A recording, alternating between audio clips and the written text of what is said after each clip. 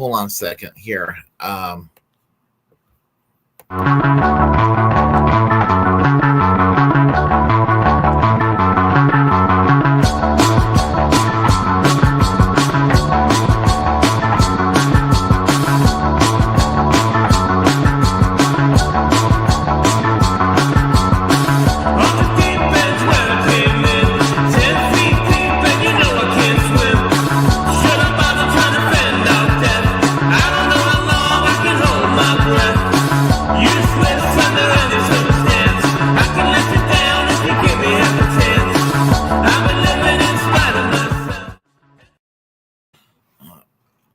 Looks like I put on the wrong banner and the wrong theme song and everything, but I got that corrected.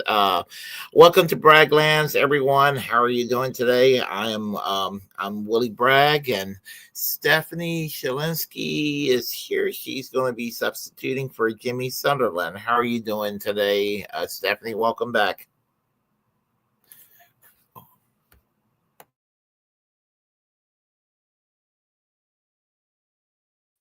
Oops, sorry about that. I was just going to say, I don't think there's any substitute for Jimi, but I am happy to be here.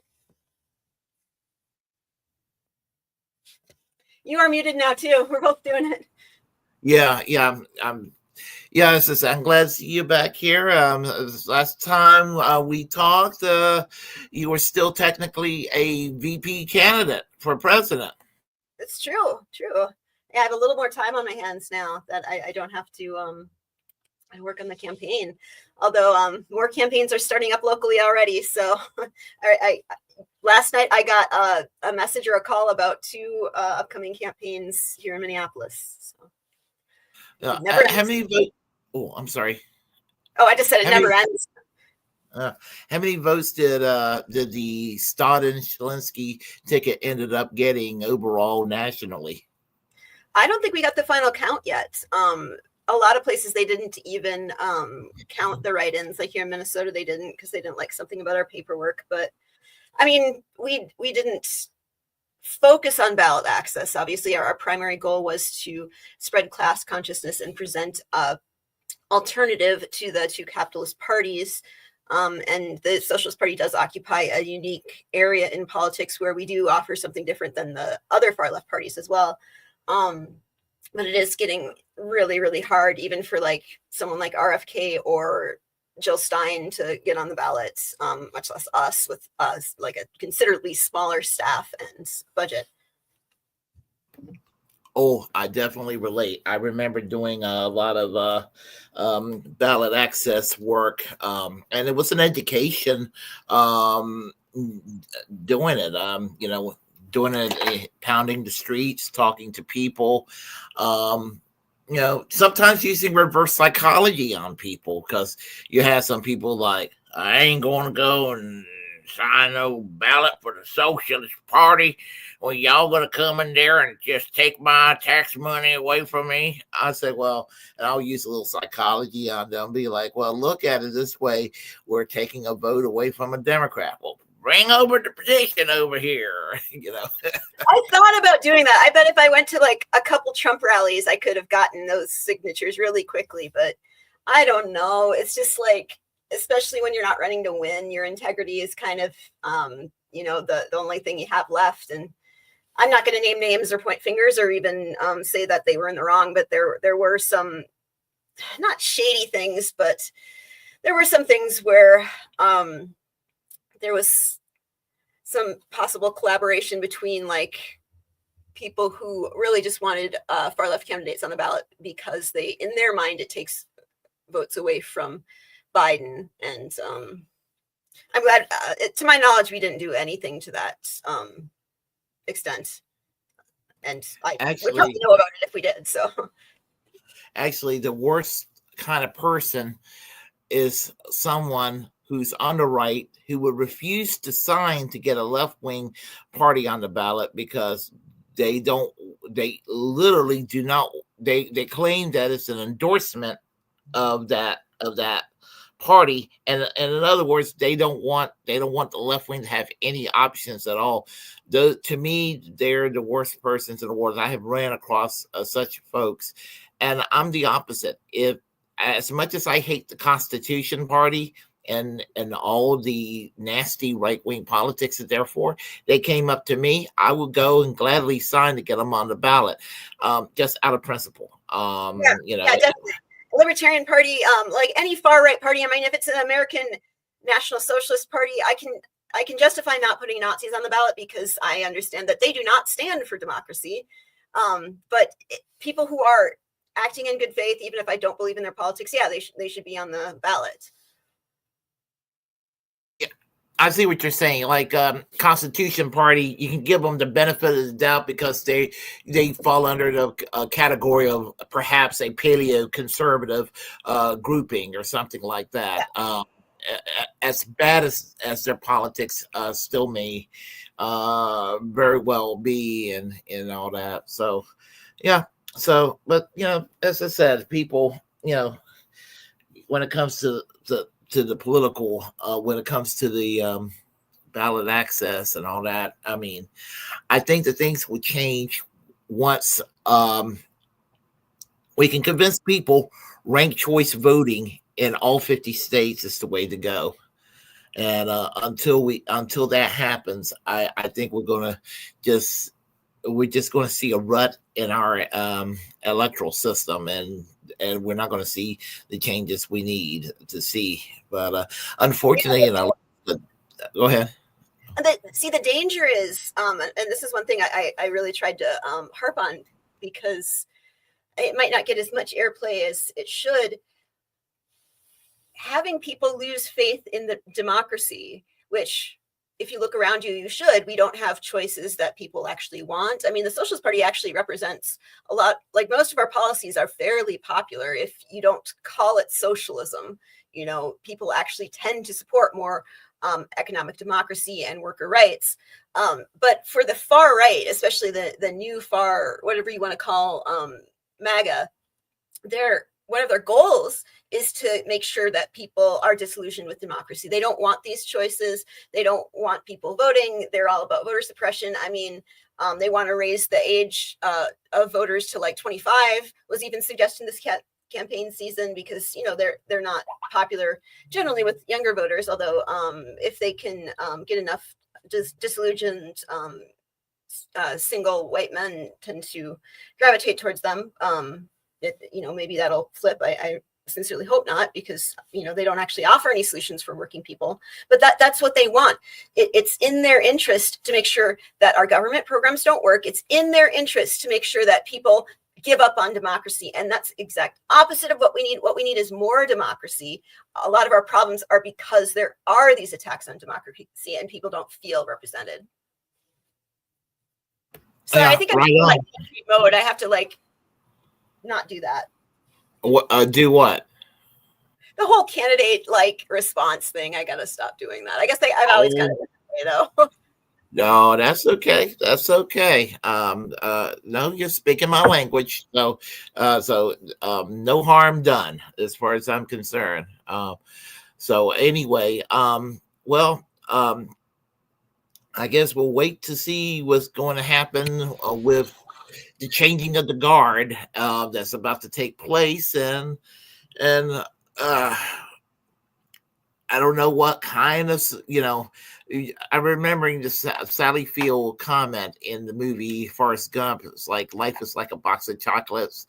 You don't know what you're going to end up getting, and I feel that way about Trump. We don't know what we're going to end up getting with this guy. So we'll see what happens, I guess. Hopefully Trump will be a thing of the past in 4 years. Hopefully hopefully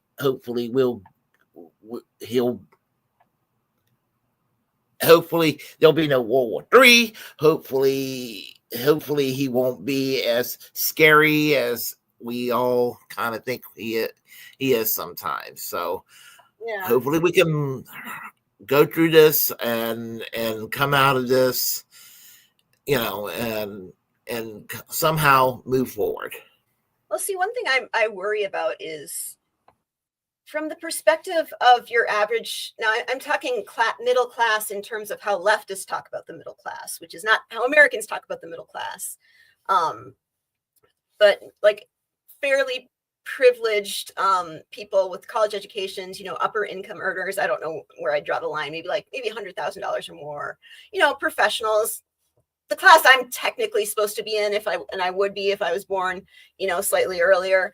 For those people under fascism, things actually, it really depending on a lot of things. Like obviously if they're Jewish, this would not be the case. But if they were, Aryan and could prove that and had a good job and were, part of the fascist ideal, things actually, from their perspective, might have gotten a little better. And I'm worried what's going to happen is that because Trump's plans might benefit wealthier people a little more while completely devastating the working class and the working poor, that the takeaway even some liberals might have is this wasn't so bad.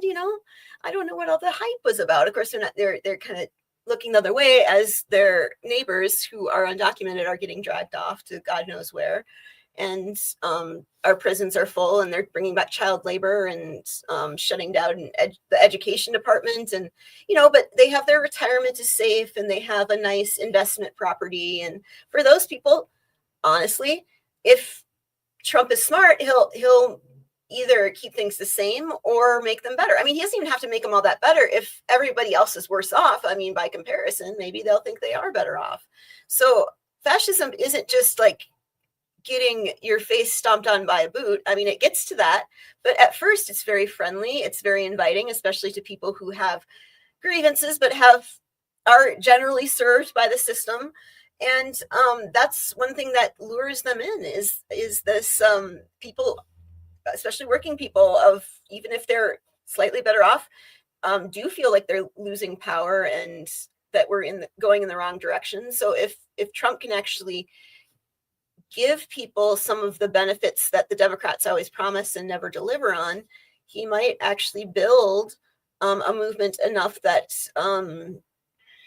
he doesn't have to worry about, he said that this is the election we're going to have. And, I don't know how it's going to go.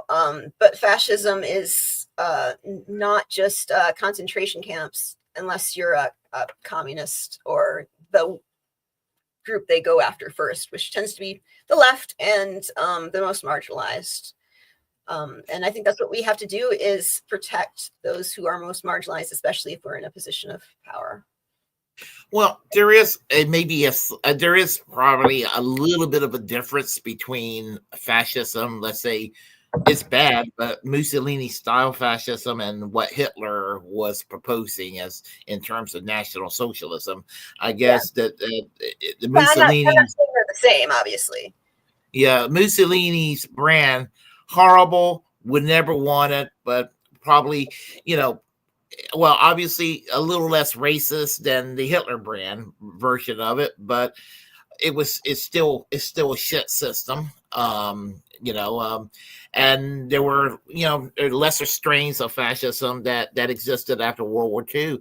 Franco of Spain, Salazar, Portugal. And it doesn't always have to be a white man. You could argue that Marcos of the Philippines kind of had a fascist government. So, and Latin America's been known to have some pretty strong arm right-wing dictatorships too. So, America saw to that. Yeah. And what was it said? 73% of the dictatorships in the world today are backed by the United States. Yes, we give military aid to, I think it's between 73 and 74% of the world's dictatorship. That's a stat from a couple of years ago, but I don't imagine it's gotten any better. We have dictatorships in the Middle East. Whether it's giving money to Saudi Arabia, which years ago contributing to a genocide in Yemen, or the current government of Israel contributing to a genocide in Gaza. So the United States seems to have a love affair with dictatorships perpetually. It's just an American love story. Yeah. I can provide you with that stat if any of your listeners want. It's actually 73%. And I'm looking at a Truth article, but I'm trying to find, it's Freedom House, is how they ranked the dictatorship, and like, what's a dictatorship? Well, is there a place I could share a link? I could just share a link but actually, this one's from the Eisenhower Media Network. Interesting. They say 75. That's not true. Yeah, that's one with Matthew Ho. I think he's affiliated with that. And I've interviewed really? him. I wouldn't have expected. I mean, that makes sense then. Yeah. Yeah. So wait. Yeah, maybe I'm thinking of someone else. But yeah, if you put it on the private chat link, private chat line, I can put it up for you. Okay, perfect. Yeah, I'm trying to find the best one here.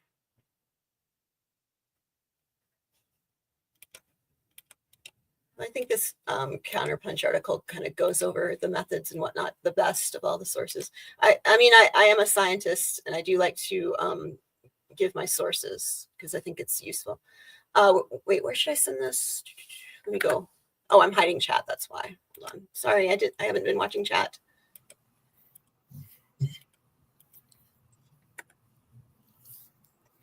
All right. Let me say hello to some of these folks over here. All right, and the chat line. All right. Extra Bula, how are you doing today? We have here Princess Kayla, 91. Better have a KY jelly before you go in. It's always good to know. Catalink says Americans know what it is. We know it's all business. They treat us like that too. Yep. Aussie Cookie says, you're crazy. I think I know who Aussie Cookies is. All right. Okay. Well, I'm scrolling down here. Miguel, how are you doing, my friend? And how are you doing, Warren?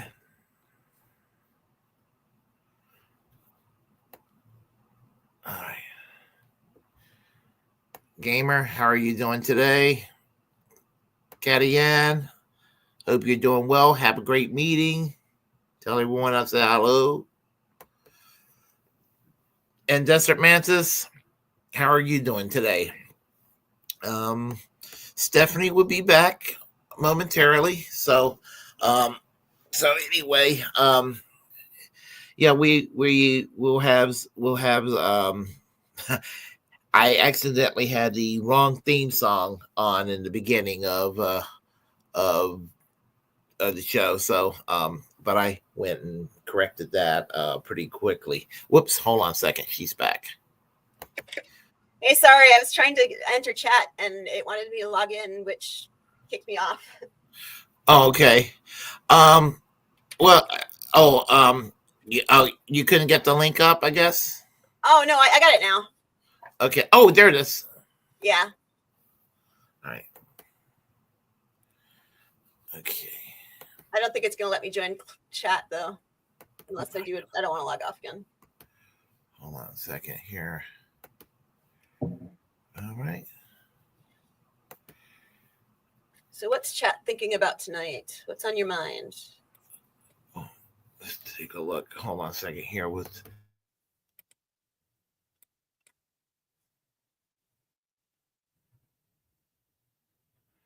On the chat line, we have, as I said, I just said hello to everyone. We have Desert Mantis, we have Warren, we have Catty Ann, we have Gamer.film, we have Miguel, we have, and they're the usual folks here. And we have a few other folks. Princess Kayla is here. Catalink is here. Aussie Cookies is here. And that's who's here so far. And hopefully we'll have some more people coming along. So, Earl is also here. Earl says, I'm hiding. And Earl's from North Carolina, by the way. Yeah, Wilmington area. Yeah. So okay, so I guess I'll get. I'll. I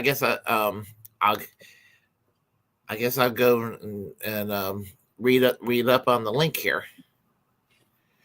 Okay. All right. A Counterpunch, November 22nd, 2021. Nearly three. Oh, you were right, Matt. There you go. Yeah. Yeah. Yeah. I interviewed him back in 2 years ago. He was the Green Party candidate for the U.S. Senate, North Carolina, and I met him. I met him at the Julian Assange rally in Washington D.C. There was a rally on his behalf, and he was one of the speakers out there. So, and we both know a lot of the same activists in North Carolina. There's a couple that lives in Garner, North Carolina, that they were friends with the late David McReynolds. Patrick O'Neill, his wife Mary Ryder, and Matthew, who knows them pretty well. So I was like, gee, small world, small world. And so anyway, I'll go ahead and do that article. Yeah, nearly 3/4 of the world dictators. Hold on, gotta.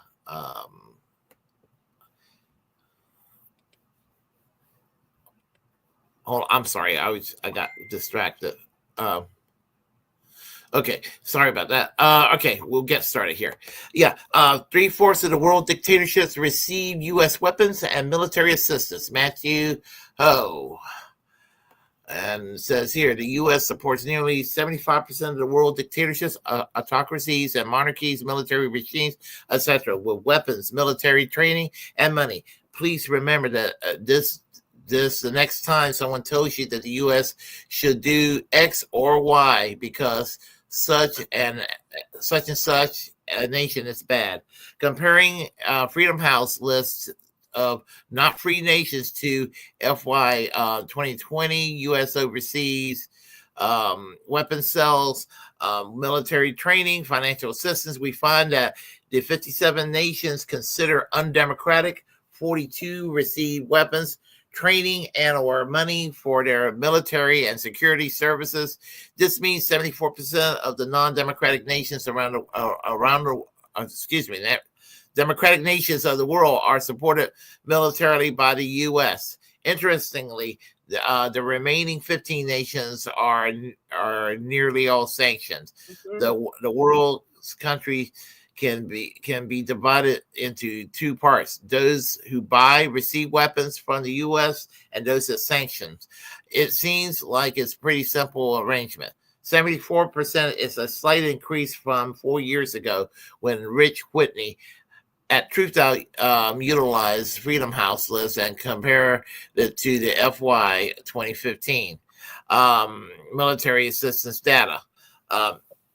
It is likely no surprise. It is likely no surprise to anyone that the U.S. support for non-democratic governments increased under President Trump. But to be fair, kind of a surprise because he has been touting so much isolationism, but we know he's very tight with some of the world's more undemocratic leaders. So yeah, important. But under President Trump, he's authoritarian to the core. But to be fair, yes, it was a minor increase. The hypocrisy and dissonance between the stated U.S. support for democracy, liberty, and freedom, and how the U.S. government conducts itself exists, whether a Democrat or Republican is in the White House. Scrolling down, let's see. The list of nations is below. I have a list of occupied countries with nations that are occupying them. So Gaza, the West Bank are under Israel. Western Sahara is under Morocco. Tibet under China, and Donbass and Crimea under Russia. Also, please note that this list includes nations not considered democracies. Nations that are listed as partly free or free by Freedom House, but are cleared as gross violators of human rights and that are recipients of U.S. weapons, military training, military assistance, funding, like Colombia, Honduras, India, Pakistan, Philippines, Ukraine, are not included. wide denotes weapons, military training, and military funding assistance, or a combination. And so we have here these countries, all these countries here that, Afghanistan, Algeria, and Angola, Azerbaijan, Bahrain, Belarus, Burundi. The list goes on in whatever way, shape, or form. I guess this list includes nations where I guess they're directly supported by the United States, or I'm looking like with some of these countries, nations that the U.S. is hostile toward, and we can see right here. This is not an endorsement of Freedom House or its methodology. However, Freedom House is an excellent source for this purpose, as no one will accuse Freedom House of being anti-American, pacifist, or isolationist in their ideology, leftist or libertarian in their political leanings, non-believers, and American exceptionalism. There you have it. Freedom House is kind of a kind of an unusual source. So that's interesting about that. And I mean, I've grown more anti-imperialist. Oops. There we go. Sorry, I clicked on. Oh, I'm sorry. I was busy reading the article and I didn't even realize that. I was just saying that Freedom House is I guess is kind of a questionable source, but still, some things are going to ring true regardless. So, I think it's kind of a point. Like, even by their standards, we're supporting this many dictators. Yeah. Yes. Obviously, coming out of the Cold War, but just because the Cold War is over doesn't mean that our imperialism has stopped. If anything, it's getting it's ramping up. Although if you're familiar with Richard Wolff, he had a segment recently where he talks about how the U.S. is clearly an empire in decline, and our leaders are probably going to be in denial of that for quite some time, and we are going to suffer for it. But he makes a very good case for all the signifiers that we aren't the rule of the world anymore, and it's just going to become clearer and clearer as time goes on. Yeah, it is, and I mean, the United States is one gangster capitalist crime syndicate. I mean, it's just, I mean, I never thought I could get more angrier with this country but I managed to get more angry with this country all the time, and saddened for this country in a lot of ways. As I was telling somebody, it's hard to love a country that refuses to love its people back, and to show that it can bully people around the world. Yeah, and that's what they like to do. So just it's, I don't know, just that's just another area where we need to go and to all of us getting together and trying to put a stop to this injustice that the United States love to serve to everyone. So I guess basically let me start sharing. I will share this. It's kind of on a comical note, so just to kind of get your reaction off of this and everybody else's. So let me see. Let me find it real quick. Right there it is. And oops. Oh, hold on a second. I like that the U.S. is just an asset to a global gang of pirates. Yeah, and we're a rapidly depreciating asset, I'd say. I think we're becoming a liability faster and faster every year. Yeah. Let me find that. Oh, that should be it. Is that it? That is not it. Okay, I'm sorry. I was going to find something. The link I was going to share disappeared. I will try to get that back in a few moments. So let me go ahead and when I try to operate StreamYards, it actually this is a hilarious enough story. So we'll start with this one. This is before the election. Is a statue of naked Donald Trump on display in Phoenix, Arizona.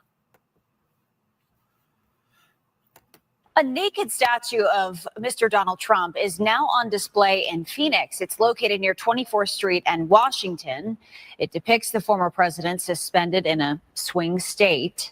The statue is tilted crooked and obscene and was recently displayed in Nevada. This stands 43 feet tall. It's said to weigh 6,000 pounds. Still unclear who's behind all this. Any thoughts about that? Oh, yes. I think, wasn't this used in a protest? So, I generally, I'm a fan of body positivity. A lot of my morality as far as humanism and respecting people kind of goes out the window when it comes to fascists and those in power, though, especially fascists, because one of the most effective weapons against them is to humiliate them. And they do. I mean, if you look at how Trump is portrayed in his like NFPs and any cartoons or ads and the pictures he uses, he definitely fudges the numbers a bit, let's just say, kind of like with his wealth. He's not this alpha male in his prime.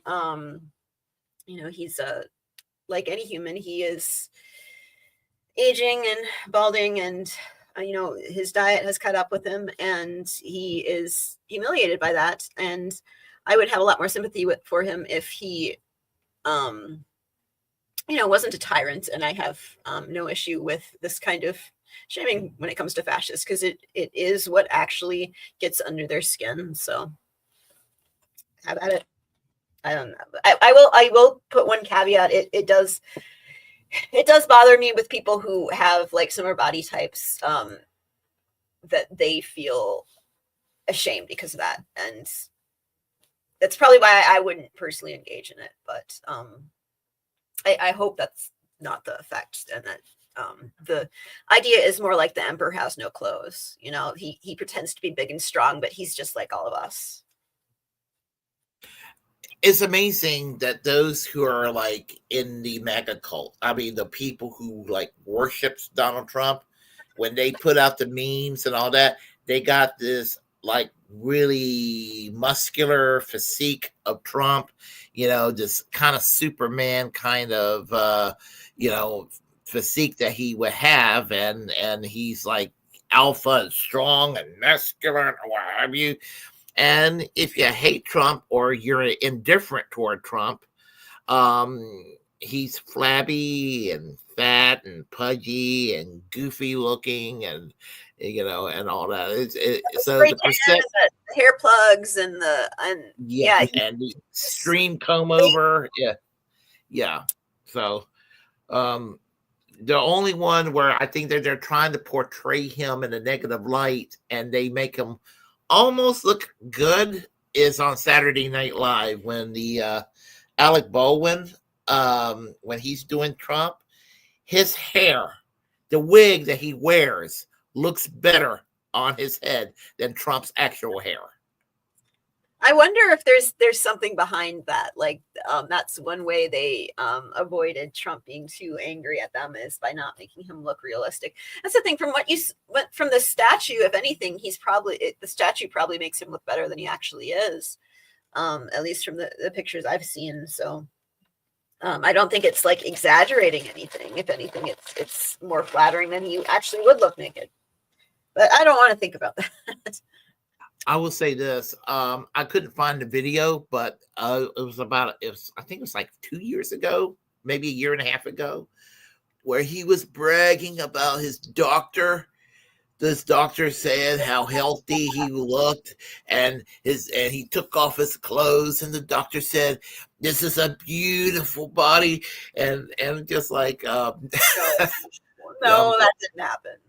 Yeah, well, pretty well with the suits, but if you've ever seen him in like, there's a couple pictures of him in like a polo shirt, and he is not a fit man.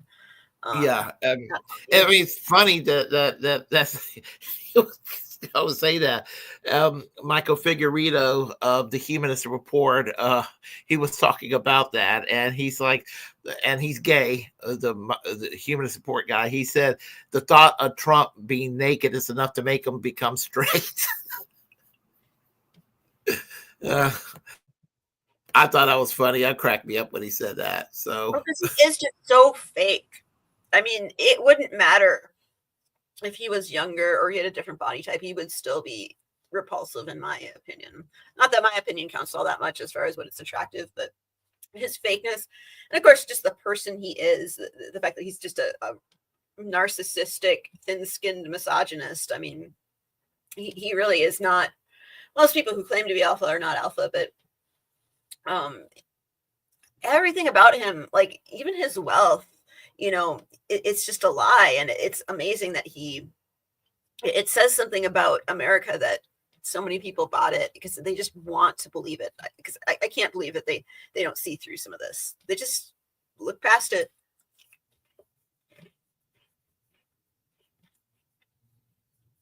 I've seen the Humanist Report.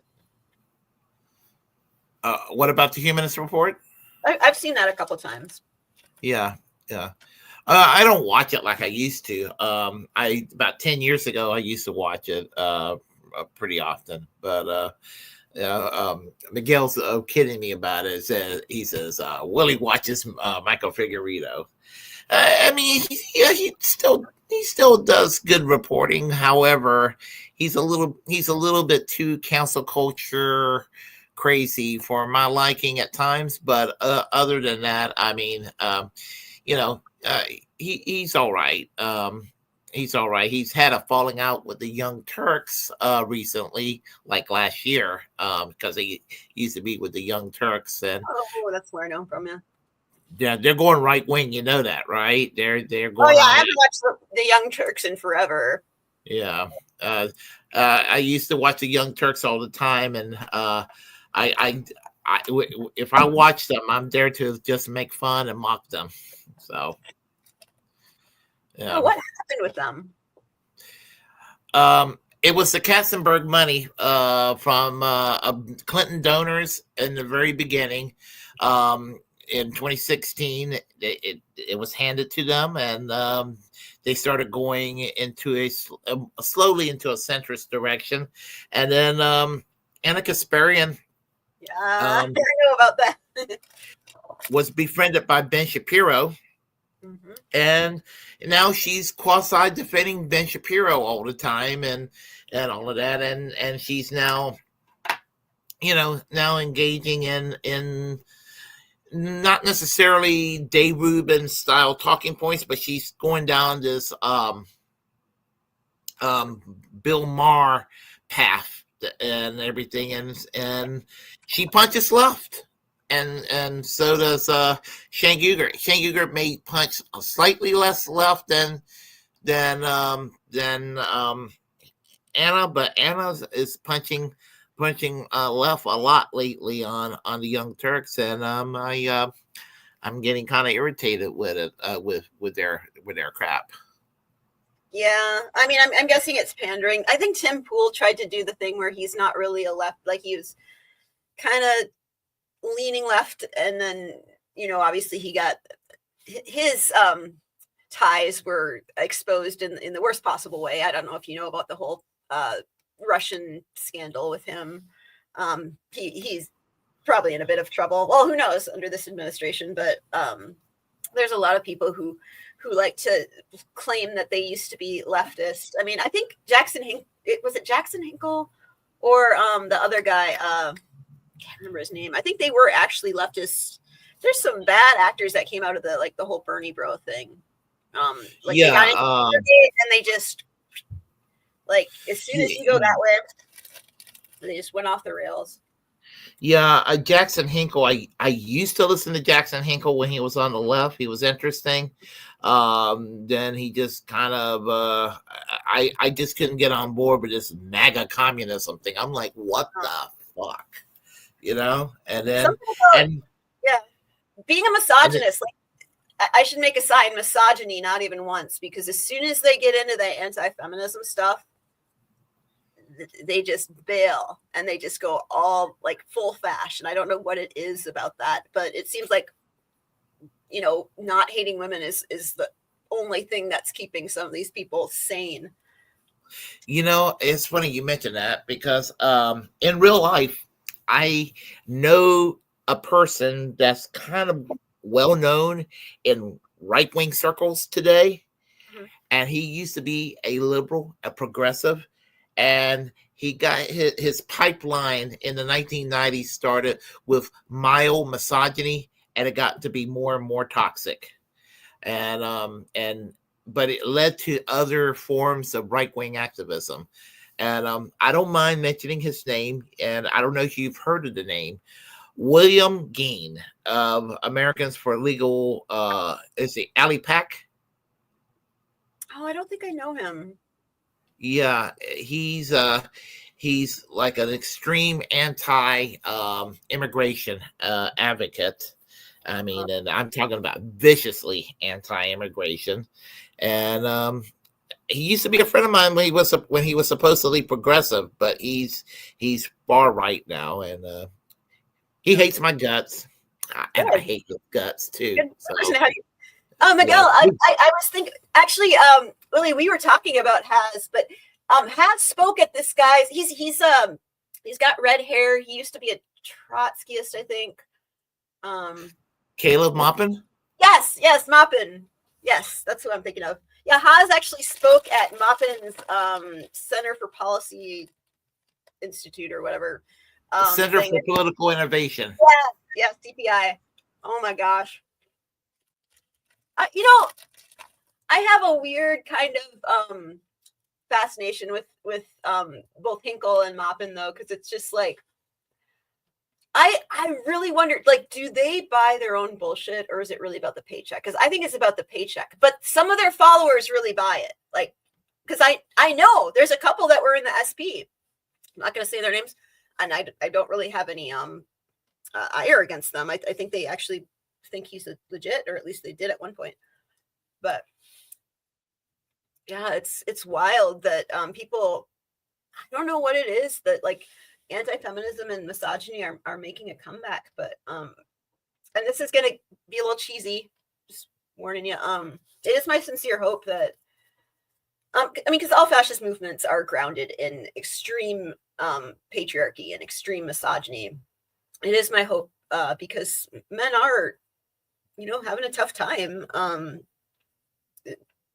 Being a man under the patriarchy isn't easy. You have to fit in these little boxes that don't really serve you. That the next wave of feminism, and I am serious about this, will be men realizing how patriarchy really doesn't serve most men and rebelling against these gender standards and these ridiculous expectations and what feminists like to call toxic masculinity, which, you know, people hear and they think that it's saying masculinity is bad when it's really about how, no, being forced to like never show your emotions and to be a very specific type of man is bad for you. But it is my sincere hope that the next wave of feminism is led by men who realize how patriarchy harms them and don't hate women, because there are a lot of men that realize that, but then they go full misogynist. I don't know how you feel about Jesse Ventura, but he's not exactly a right-wing person, and he seems to be very positive on women's rights. Yeah, he's very pro-union. I mean, he's kind of like one of the more older school libertarians before they went off the rails with the Mises. Excuse me, I shouldn't be talking. With the Mises Institute. He did a few good things in Minnesota. He actually, Hulk Hogan turned on him when he was trying to unionize in the I think it was the WWE, or maybe it was the WWF at the time. But Hulk Hogan was not a scab, but he was making more than everybody else, so he didn't want the union. Not out of even ideological stuff, just because he was a greedy bastard. He still is, I'm sure. But yeah, they still, he'll never forgive him for that. They still have bad blood over that. But yeah, I mean, I think he kind of did the conspiracy thing for a while, and I'm not really into that. I don't know if Caleb's a misogynist. To be honest, I shouldn't accuse him of that. I haven't seen that. He definitely does a lot of anti-Semitic dog whistles. And I'm talking before the war in Gaza. Obviously, I wouldn't criticize Zionism is one thing, but he talks about George Soros, and he does his dog whistles well. I'll give him that. He if the right could learn how to dog whistle like Maupin, they could learn a thing or two. But there is that aspect of it. While I do not suffer from Russia derangement syndrome, I do find it curious that Caleb Maupin is friends with what's his name, Alexander Dugin in Russia. Oh yeah, he met with him. Yeah. He was a correspondent for Russia Today. I don't know if he's actually on their payroll or anything. I wouldn't claim that, but definitely very, very friendly. I mean, Tim Pool, there's very little doubt that that's what was going on. Maupin did have some personal scandals that were very, I don't know if I'd call it misogyny. It's hard to know, I don't have his side, but it was a lot of people all saying the same thing. They did have screenshots. It was pretty compelling. I did actually look into all of it. And, I think he did, in my opinion, he was definitely in the wrong in a lot of it. And whether it was because of misogyny, I could definitely see how you could lean that from him, but I don't know him personally, so. Well, it's sad about Caleb Maupin because, if he didn't have that negative baggage, even though there was aspects of his ideology previously that I may have had disagreements with, he's very articulate. And that's the thing about him that's kind of sad about it, because I've heard him online for many years. I mean, not like I was listening closely to him, but just kind of listening to him. He's extremely articulate, kind of even though he comes across as boring, there's a little bit of charisma to his boringness. And yeah, on the left, it's very appealing. You can get away with that. He doesn't have a ton of charisma, but he does have that kind of leftist intellectual. I mean, I think he is smart. I obviously don't agree with his ideas. Unfortunately, I wish he would put his intellect to something a little more useful. I'm not. I wouldn't call myself a Satanist. I'm not very religious. I'm more of a goth. That's kind of the black thing. But I don't know. Satanism. It's kind of interesting because Satan was kind of the original rebel. So if people want to call me a Satanist, I'm not opposed to that. Oh, I mean, I know there's different types of concepts in that philosophy. There's a deistic kind, and there's the kind that's is more like a concept of rebellion. So that I think Willy looks more satanic at the moment right now than I do with his background, and he's almost got the satanic clerical stuff going on. Oh. I take that look. I'm not saying it's bad. I like it. No, I know what it is. It's because I have the Dark Shadows living room. Oh, that's what it is. Yeah. Actually, my first interview was. You recognize Dark Shadows living room. I was on public access way back in. It must have been the late '90s, early 2000s, on a show called The Night Watch, and that's what the show covered was the occult in Denver, Colorado, which is a very niche area. There was 5 of us that could be on the show, I guess. But that was my first TV or any kind of interview. First time I was on television, I was in Canada. I was in Canada in 2002. on behalf of the SPUSA, I was at the NDP Federal Leadership Convention in Canada, and they found out there was an American socialist at the convention. So when Jack Layton got his leadership position, they were looking for the American. So the CBC, the Canadian Broadcasting Corporation, tracked me down and they talked to me, and they were like, so you're an American, you came here to the NDP convention? And I was like, yes, I did. And you're a socialist? And I said, oh, yes, I'm representing the Socialist Party USA. And and so we had a little discussion about the Socialist Party and what socialism is supposed to mean, and all that. And so I was on Canadian television. Nice. Yeah, I'm sure you did a good job. Yeah. So we would get people from different socialist parties sometimes at our conventions just to kind of check us out. I mean, they're always disappointed that the U.S. doesn't really have a strong socialist party. It's strongly a two-party system, but nothing. I don't think much is going to change until we change that. Or get we don't have it. We don't have a strong communist party. We don't have a strong socialist party. We don't even have a strong social democratic party. We don't have any of that. Oh. And some people are like, oh, the Democrats. No, the Democrats. I mean, the Democrats are to the right of Margaret Thatcher's Tories, just on healthcare alone. So, and I have to explain that to people, and that the Democratic Party is not a left party. It plays the role of a left party because of the way that we have a two-party system. Somebody's got to be a left side and a right side, and because the Republicans are so far to the right, the Democrats fit under the category of left, but they're really center right. Yeah, Chris Hedges says you place the Democratic Party in France, it'll be a center right party. Yeah, I think that would probably be true in Britain too, although maybe they've gotten so far right that's not true as well. I know in the Labour Party in Britain, their new thing is they're going to ban cigarettes for people born before or born after 2009. It's like, that's what Labour is worried about. That's what you're going to get the working class on your side with, banning cigarettes for young people.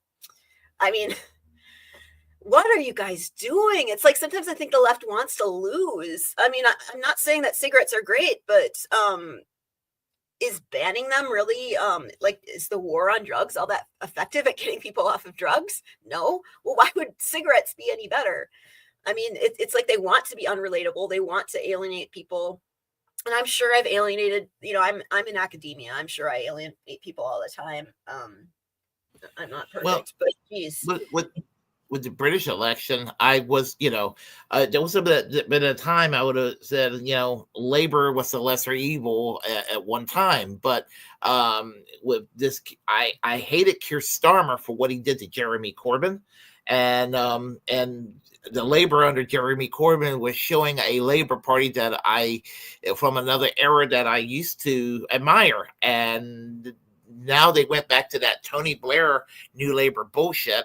And so if I lived in Britain this year with the election, it would have probably been a vote for either the Green Party or the Trade Union and Socialist Coalition. Probably. And maybe if my local MP would be an old school Labor socialist, maybe that individual I would vote for.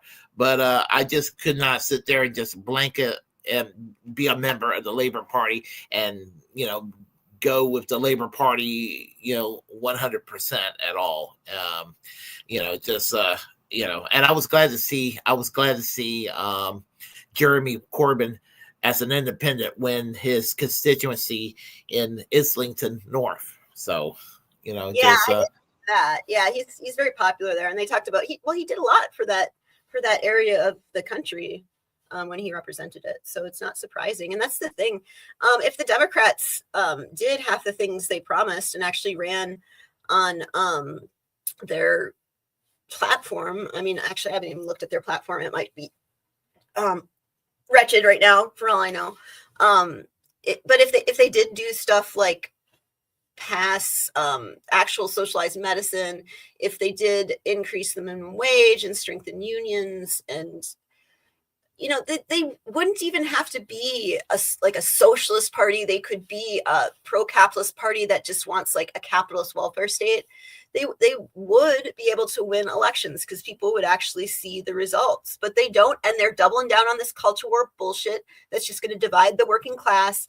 It's going to benefit the wealthy like it always does. And like, even when they do it, like, they don't care about trans people. They don't do anything to help Black people. They just use it to divide people. And I mean, we do need an actual left party in the US if we're going to change. And, I'm not full force like electoralism. I think it's a tool we can use. I don't think our current system can be reformed, but we have to do something if we're not going to go full fash, and there's so much potential in the US right now, especially for the left.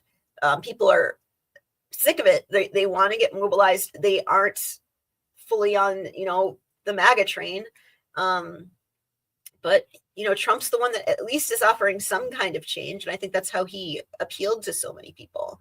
And so many people just didn't vote. And that's the thing. That's why they lost. It wasn't even that they lost voters. It's just that people didn't vote. Because, I mean, the things they care about aren't on the ballot. Not only that, Kamala Harris did not really offer an alternative to the left. I mean,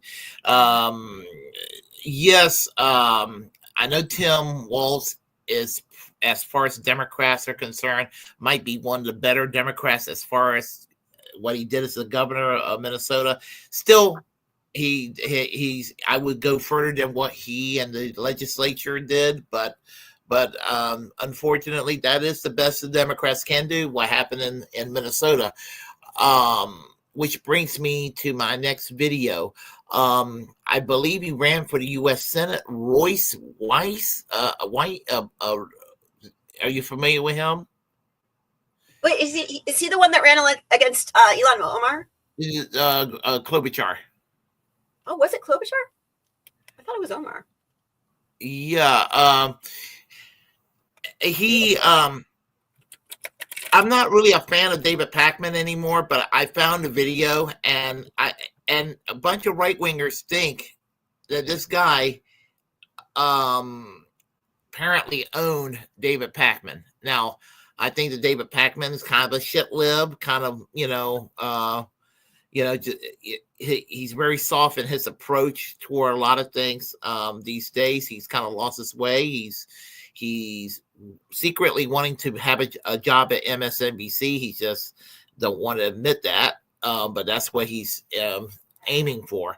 But I used to listen to his show when it was a little bit better. And so I wanted to share this because the guy, people think that shouting somebody down is owning them, and it's no such a thing.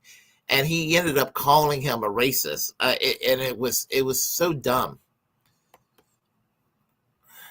Let me go ahead and find it. Here we go. All right. Royce White. Royce is a Republican running for the U.S. Senate seat. Actually, Amy Klobuchar's seat, interestingly enough. Royce has been endorsed by Steve Bannon and Alex Jones in the Minnesota Republican Party. Also hosts the Please Call Me Crazy podcast, available on YouTube. Royce, if I understand correctly, in 2020, you wrote in Tulsi Gabbard, but you're behind Trump currently. Is that right? That is correct. So listen, you came to my attention in a clip I talked about the other day, where you said one of the issues you find right now is that women have become, quote, too mouthy. Tell me about that. How did you come to believe that? Well, first of all, I was being humorous. Oh, you were? Yeah, no, I was being pretty humorous. I'm kind of a sick puppy. I got a sort of unique humor, but I will say that it is my opinion, but I think even more so a fact that the left has weaponized identity politics in our current political culture, and that the identities of women, the LGBTQ, Blacks, and Jews are all sort of used in a similar fashion to manufacture consent that being an American citizen isn't so much that important anymore. And so give me an what example of that. Give me an example of that. Well, so let's just pick one of those, for example. Well, let's take all four, because they're all four fruit from the same poisonous tree. Well, but just so that it's clear to the audience, let's just pick one as an example to show kind of your line of reasoning. How has female identity been weaponized in order to show that being an American citizen isn't important?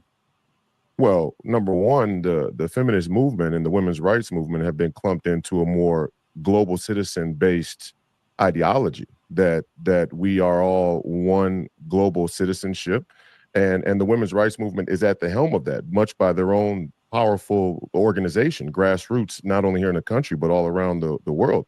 If that were the case, though, Royce, and I'm just trying to understand this, I want this to be a conversation. But wait a second. But what I'm saying is, and let me be even more specific. Yeah.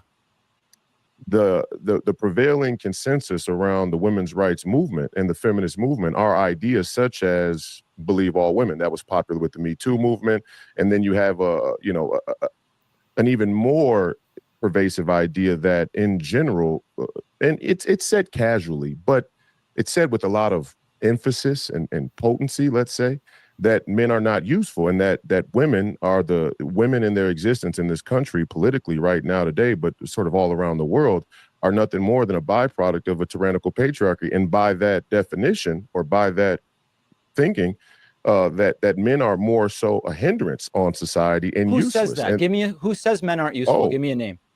Well, I mean, for one is Ana Navarro.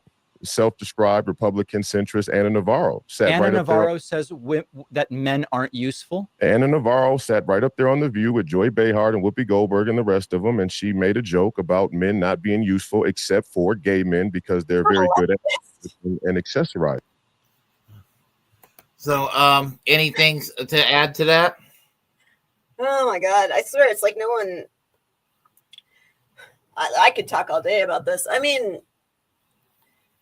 I have a lot of problems with liberal feminism and identity politics in general. Feminism is fairly meaningless when you take class out of the equation. And liberals, this is what liberals do. As leftists, we should recognize this. And it kind of makes me mad when people say we should just let the liberals have the word feminism and let them worry about women's rights. We should only focus on class, because this is what they do. They take radical struggles, and the struggle for gender equality is a radical struggle. It always has been. I am not in any way saying that feminism, even from the start, I mean, it wasn't called feminism back then, but let's say suffrage wasn't linked to white supremacy, because it was. Like the movement for suffrage, a lot of the people involved were wealthy, privileged women who actually wanted to cancel out the white vote. And if that wasn't the case, we probably wouldn't have had suffrage. That's one reason it succeeded, is because it was to keep another group down, and the ruling classes tend to like this. But the right, it's like he is supposed to be a candidate. He's supposed to actually have some understanding, but it strikes me that even like Republican politicians, you were right, he's running against Klobuchar. Her office is about 2 blocks from me. I could actually see it from my window. They really don't know what feminism is. I'm starting to wonder if liberals do anymore, because like they hear the right say it's like anti-men, and it's like they take that to heart and think that you have to be anti-men to be a feminist. But it's just like this as far as fruits of the poisonous tree, this is what we get when we don't have a grassroots movement that does actually practice intersectionality, especially with class. It's just, you get working people fighting over these wedge issues rather than uniting against the owning classes. And I think it's true with feminism more than anything else. I mean, I've been a socialist feminist. I mean, that's one of the things that got me active. And I've never been impressed with what liberals do as far as feminism. It is just so foreign to me, because it's just so obvious in service of the ruling class, and I don't see how people don't see that. I don't expect Royce to see that, but I would hope that he thinks that this lady on The View is a leftist. Like, they honestly don't know that there's any alternative to capitalism or what leftism is, and they don't know what feminism is, and it's very like we got a lot of work to do, I guess. Well, yeah, the very idea that they think that this gentleman thinks that the View are hardcore leftists is laughable. Yeah, and nobody hates the View more than I do, because they're right wing. I mean, every last one of them up there, every last one of them. I mean, when I used to think that Bernie was cool and AOC was cool and Tulsi was cool, and back then, all three of them were on the View, not together, but separately, and they were treated in the most horrible sort of way on the View. There's no way, and I don't think that well, obviously Tulsi Gabbard went to the right, and AOC and Bernie Sanders are not sufficiently leftist in my eyes anymore. But maybe a little bit better than average Democrat, but still not sufficiently leftist the way I would like for somebody to be on the left. But the View, and his thing about believe all women, his critique, I hate how the right wing sit there and try to distort the meaning of believe all women. Yeah, I mean, I don't know the origin of that phrase. It's like they made it so it should be distorted, but yeah, they really don't know what they're talking about, and I don't think this is a bit with him. I think he legitimately believes everything he's saying, and I'm kind of curious, how did David Pakman actually handle this? Did he handle it like a leftist should tear this guy apart in like 2 minutes? But I'm guessing he's not gonna give up on the identity politics thing. He's gonna double down, and it's just gonna be a mess. That's my bet. A spoiler alert about David Pakman. I have some problems with David Pakman these days, but David Pakman does not engage in the goofy side of identity politics. He's not, or what people call woke on the more goofy side of it. He does not do that. He's on NBC, so I'm like, oh. I mean, but he does have the MSNBC vibe about him. Gotcha. Otherwise, but he's a mild social democrat. Is what he is overall. Yeah, I think I've seen clips of him, but I don't know where he stands on this, to be honest. And I mean, he's very calm and all of that, and for some reason, he will, if somebody's on the hard right like this guy, he's going to look at David Pakman, and even somebody on the left will look at David Pakman's approach and think his approaches are going to be a little soft. And when David Pakman needed to be more aggressive against this guy, because this guy just sat there and cut him off in the middle of the sentence, and everything that David Pakman said in response, for the most part, I would agree with. It's not because not out of any knee-jerk tribalism. It's just, some of the responses were, I won't play it all the way through, but I'll let you hear it for yourself. Yeah, I'm curious where this goes. But we started this interview with you saying, oh, what you said about women being mouthy is a joke. You're conceding what Ana Navarro said is a joke. And so you're one example. Well, no, I don't think it's a joke. Let me get the question. I don't think it's a joke. Hold on. You no, just wait said a second. Let's be clear. No, I didn't. I said what I said was said in humor, but it had a lot of validity to it. I don't think what Ana Navarro said was a joke, even though it was said in a joking setting. How do you know it wasn't a joke then? No, I said I don't think it's a joke. Okay.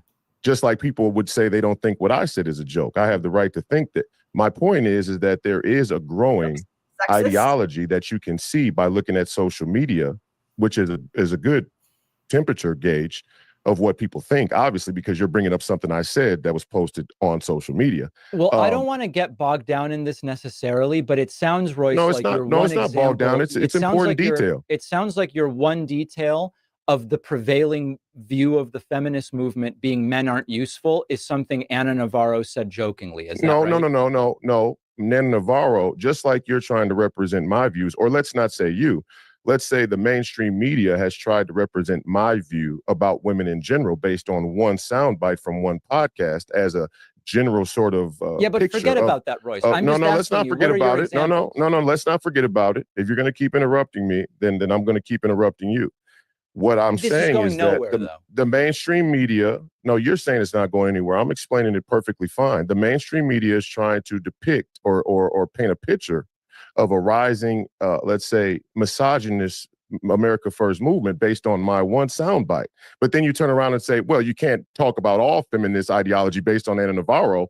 What are we talking about? I'm not. No, First of all, I'm not doing that. Can reframe. No, let's see if we can reframe, Royce, and then we'll move on. Okay. You've sort of been leading this. Okay.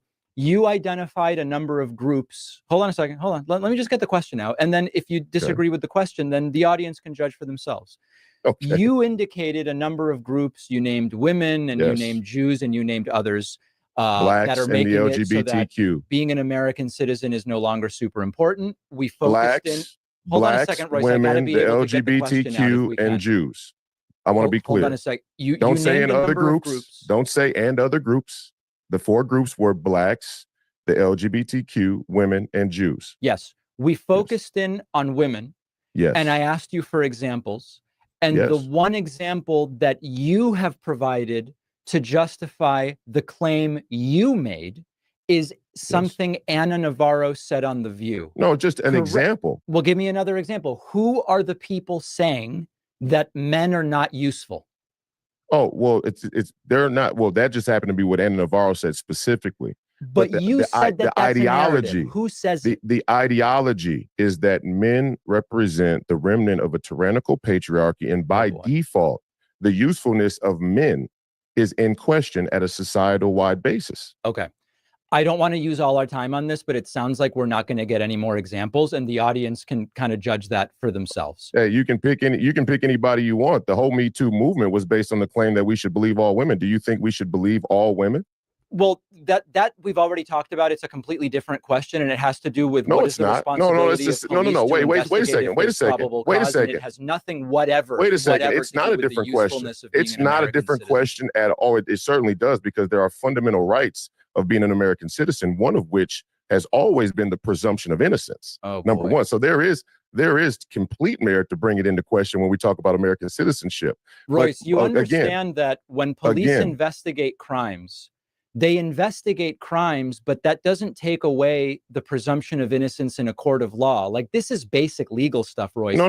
It takes away the presumption of innocence in the court of public opinion. But this is crazy. It takes away the presumption of innocence in the court of public opinion, which now in today's world can be just as dangerous as the opinion in the court of law. And even for false rape claims are 0.02% of all sexual assault claims. According to you. According to crime reporting from police departments all over the country. According to you and the police departments. According to you, then why don't they bring more claims?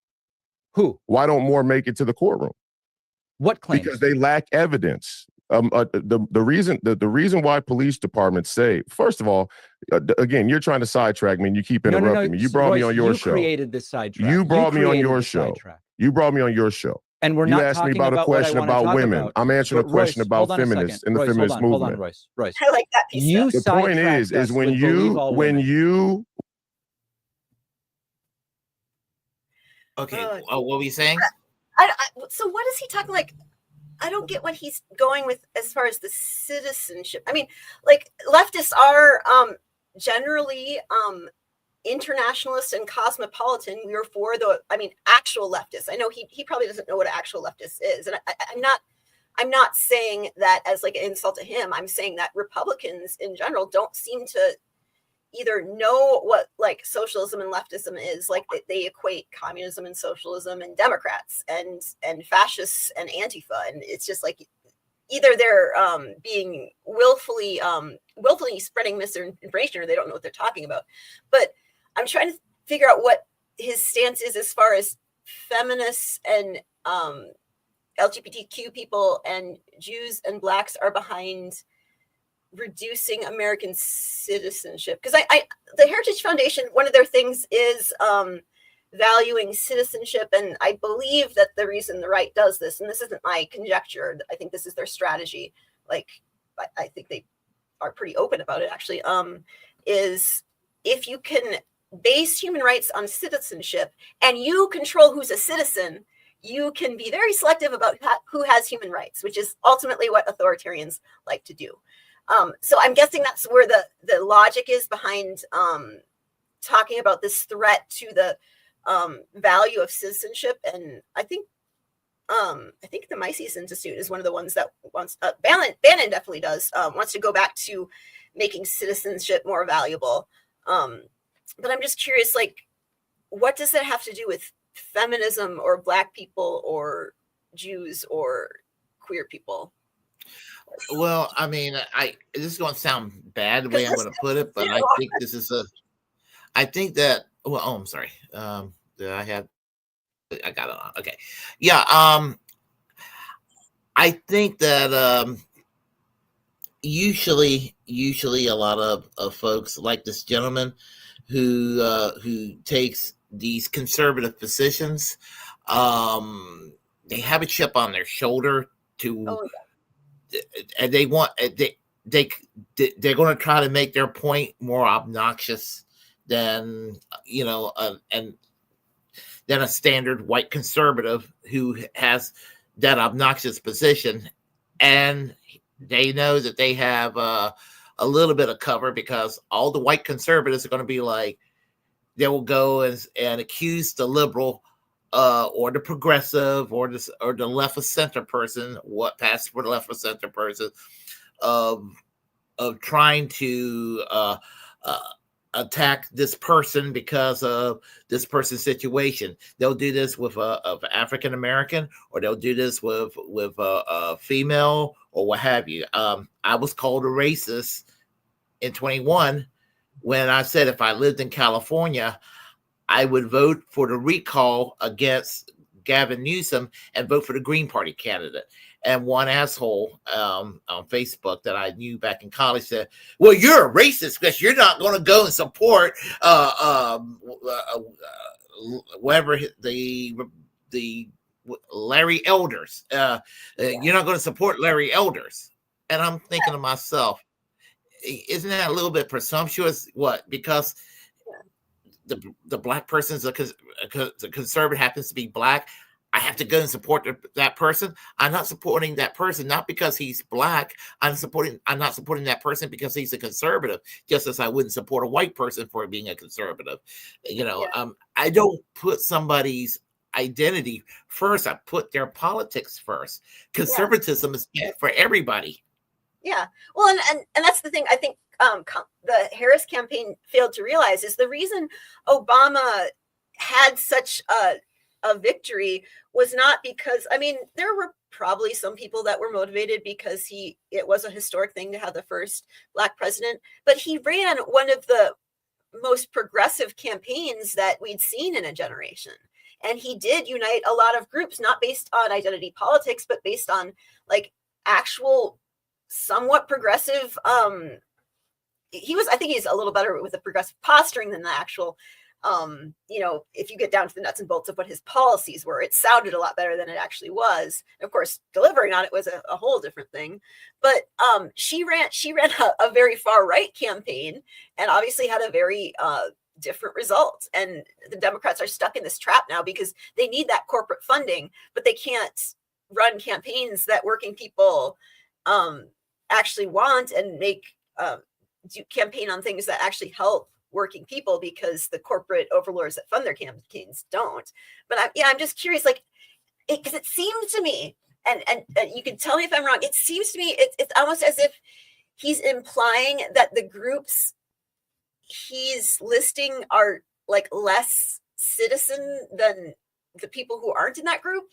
I mean, what is the connection between these groups and citizens? Because I mean, these groups together are a majority of America. Like women are a very slight majority, but they are a majority of America. So if he's talking about U.S. citizens, he's talking about these people. That would be the bulk of U.S. citizens are in one of those groups. So what does he mean? I don't get it. What I think he means is he's doing reverse identity politics. Okay. That's what I think. He's got a chip on his shoulder. He's also got a right wing base a white right wing base that wants what's it called, confirmation bias. They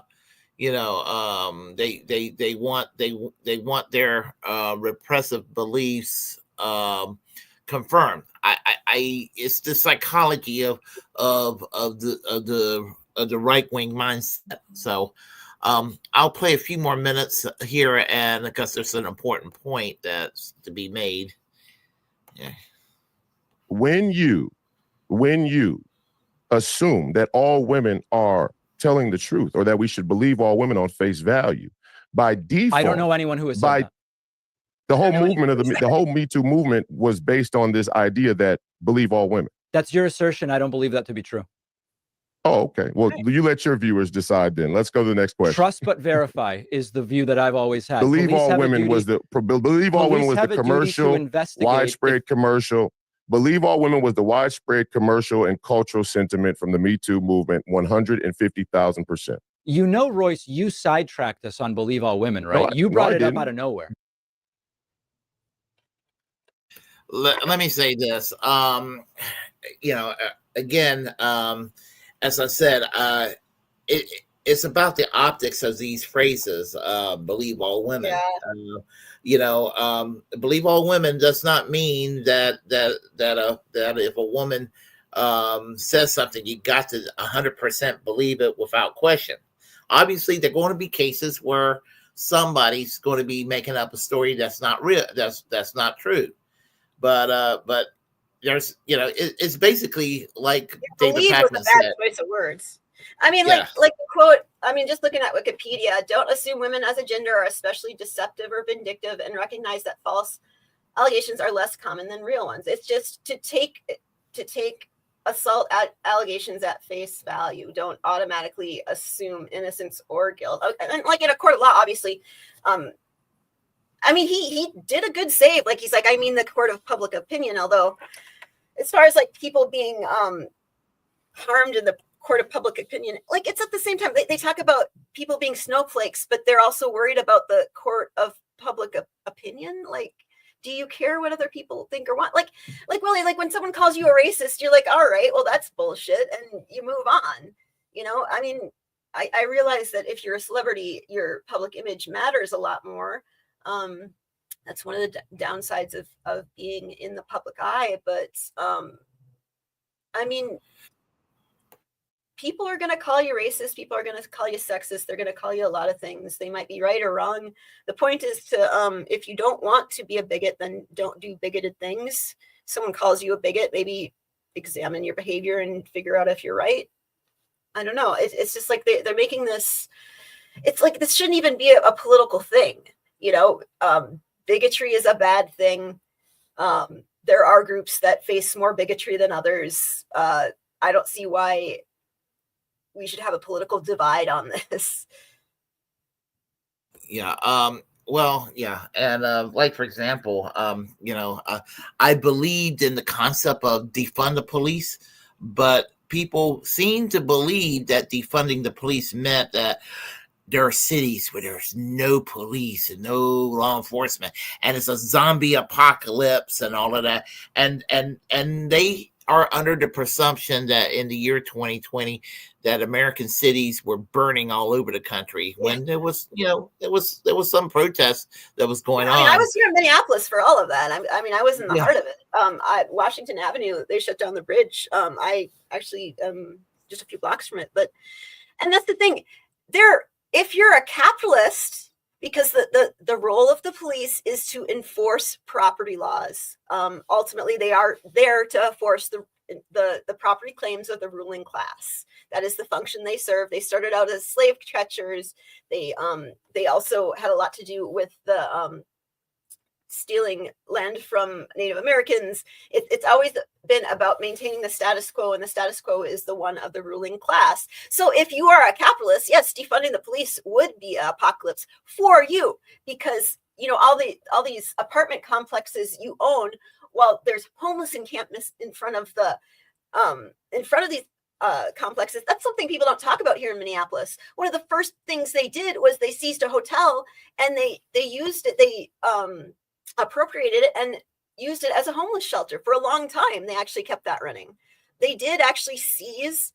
I mean, we talk about seizing the means of production. It isn't just that. It's seizing all these vacant houses that are run by absentee landlords and allowing them to be used by people who need housing. You know, police are what prevent that, because when there is need and there are people that need things and there's another group that's controlling those things, you need to have something like police to keep that power imbalance going. And that's ultimately, I mean, police aren't the ones stopping crimes. They barely investigate a lot of the crimes. And that's one of the things about Me Too is they don't test the rape kits. If you've ever been to the police with someone making an allegation or made an allegation, they are definitely not motivated to believe you, especially if you're poor or if there's any reason they could have not to believe you. I mean, the police are not on your side if you're a working person, and we really need to get that across. It doesn't mean releasing all, you know, dangerous people into the world, but the people in prison are primarily people like you and me. They're working people. They're not, you know, inherently violent. We have mass incarceration as a way to deal with surplus labor. I mean, it's not like designed to do that. It's just a handy function. You know, that's why they reframe things like defund the police, because they know that they can play on the fears of, I was talking about the middle class and how they might actually, things might be a little better for a while under fascism if that's how we transitioned. And they know they can count on the fears of kind of the same people that fled the cities during white flight. You know, they play on these bigotries, they play on these fears, and that's how they keep the working people divided. It's sad, and we have to find a way to overcome it, or else we're going to be under their boot.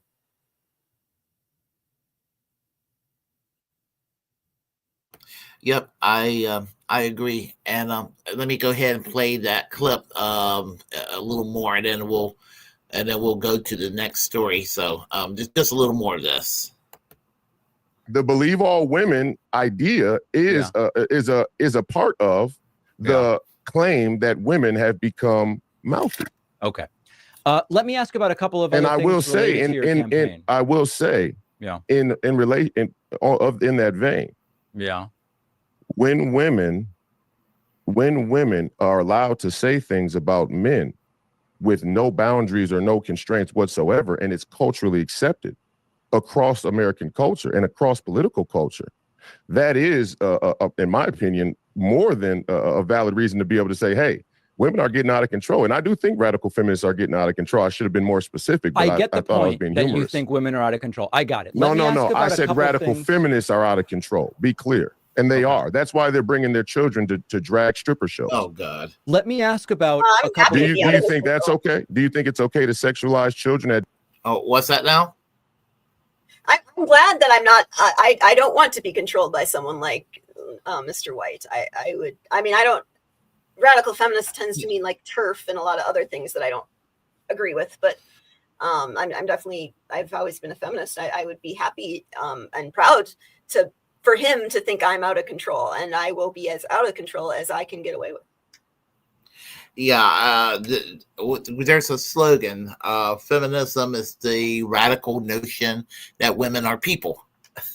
Yeah. Yeah, I mean, it's a cliche. Listening to him talk, there's some clear, like the way he might word it in a way that's kind of hard to pin down, you know, but when you're talking about women are mouthy and women that's the thing. Women and men should be able to accuse anyone of any gender of sexual assault. I mean, if it's a false allegation, they're that's another question. Punishing false allegations tends to have a lot of negative consequences that actually prevent real allegations from being investigated. So that's another question. But why shouldn't people be able to accuse him of sexual assault? Why should there be social boundaries on sexual assault allegations? I mean, that's going to hurt men a lot more, I think, because men are under patriarchy. Men who are sexually assaulted are not treated well either.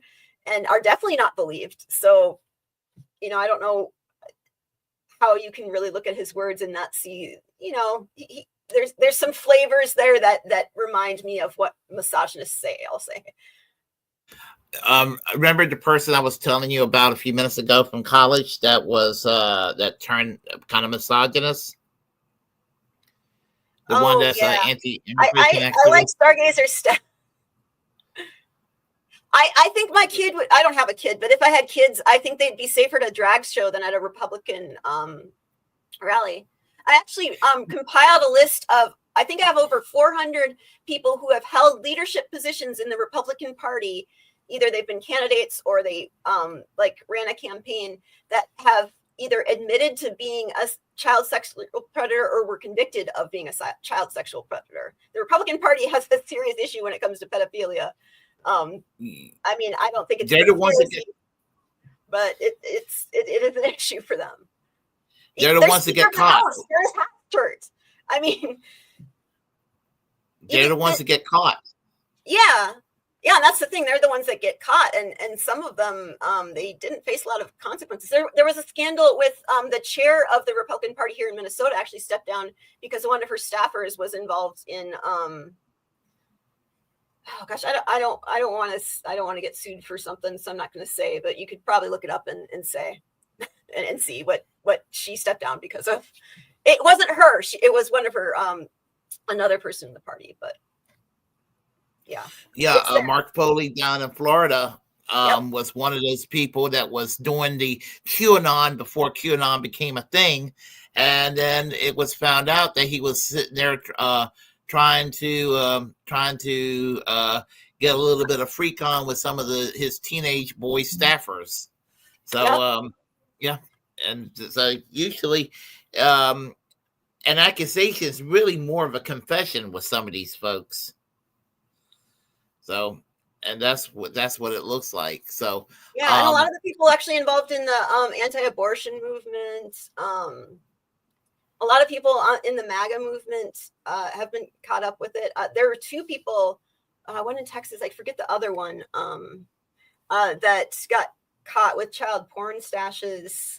I mean, the person that Trump appointed to his cabinet, Acosta, he's the guy that gave Jeffrey Epstein the sweetheart deal that kept him out of jail.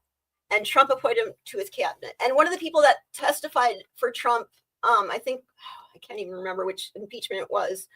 I think his name was Nolan. He also was convicted of child sex,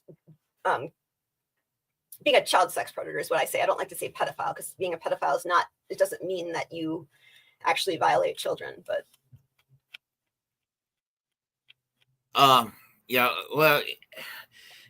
I said, it's, you know, some of these people who throw stones at glass houses, that's what it comes down to. People throwing stones at glass houses. But there's an important point with that that this guy makes at Hackman, and the people act like he owned Hackman, and so that's why I want to sit there and play drag stripper shows. I don't think the children are being sexualized if they go to a drag show. No, I just don't think that's the sexualization. You don't think children. You don't think children are being? Would it be okay for me as a grown adult male to take underage kids to a regular strip club? I don't think they're allowed. No. So why are they allowed to do it in but why aren't they allowed? Royce. Why aren't they allowed? Is it because of the alcohol or because of the sexualization? I don't know the laws around strip clubs. I couldn't tell you. But Royce, if maybe you should learn them though, because you're talking about drag shows. You have an opinion about the drag shows, and you say that's completely fine. Royce, you brought but you have an opinion about. I'm gonna have to mute you, Royce. I'm gonna have to mute you. Okay. You're bringing up topics and then telling me I brought them up. Oh, what's that now? What does drag have to do with strip clubs? Like, honestly, maybe that's drag. I don't know. Yeah, it's their thing. That it's their obsession, you know. And my thing about drag shows and what have you, or story time hour, is this: I have no problem with it, as long, you know, if you want to bring your kid to it, as long as there's no, you know, nothing X-rated going on, obviously. Yeah, and I'll feel the same way. And I'll feel the same way if it was like a straight people situation, I'll feel the same way. As long as there's nothing X-rated going on. And that's another thing about that. They think that the quote unquote pedophilia thing is an LGBTQ thing. Straight people engages in that, Yeah. Well, and that's the thing. So actually the person who first popularized the claim that libraries were exposing children to pornography by having books in libraries that had LGBTQ characters, his name is Joseph Hayen. He was a Republican. He ran for he was actually the president of the Brooklyn Tea Party, and he ran, I think, for city council. Yeah, city council. And he was convicted of, let's see, two-time Republican candidate for ultra-conservative lobbyist. He confessed to the possession of child pornography after a raid depicting children as young as 2 years old. He was convicted. And this is the guy that originated the claiming that libraries are indoctrinating kids because they have LGBT characters in some of their books. And he is a convicted pedophile. I mean, I got into the whole QAnon thing as far as actually looking into it because a family member actually kept posting about it. And so every time she would post, I would find a Republican that was convicted of pedophilia and post it on her post. And she eventually stopped. But I ended up with a list of just like hundreds of people. It says, what we need are drag shows at old folks' homes. I'd be for that. I think that would be amazing. You could do a fundraiser. I mean, because drag is not it's a gender thing, but it's definitely not a sexual thing. Yeah, and I just think it's just a way to wage a pointless culture war, and just and basically to reverse what limited progress has been made in the last 35 years. So okay, I'm going to try to finish this real quick here with David Pacman and Royce Rice.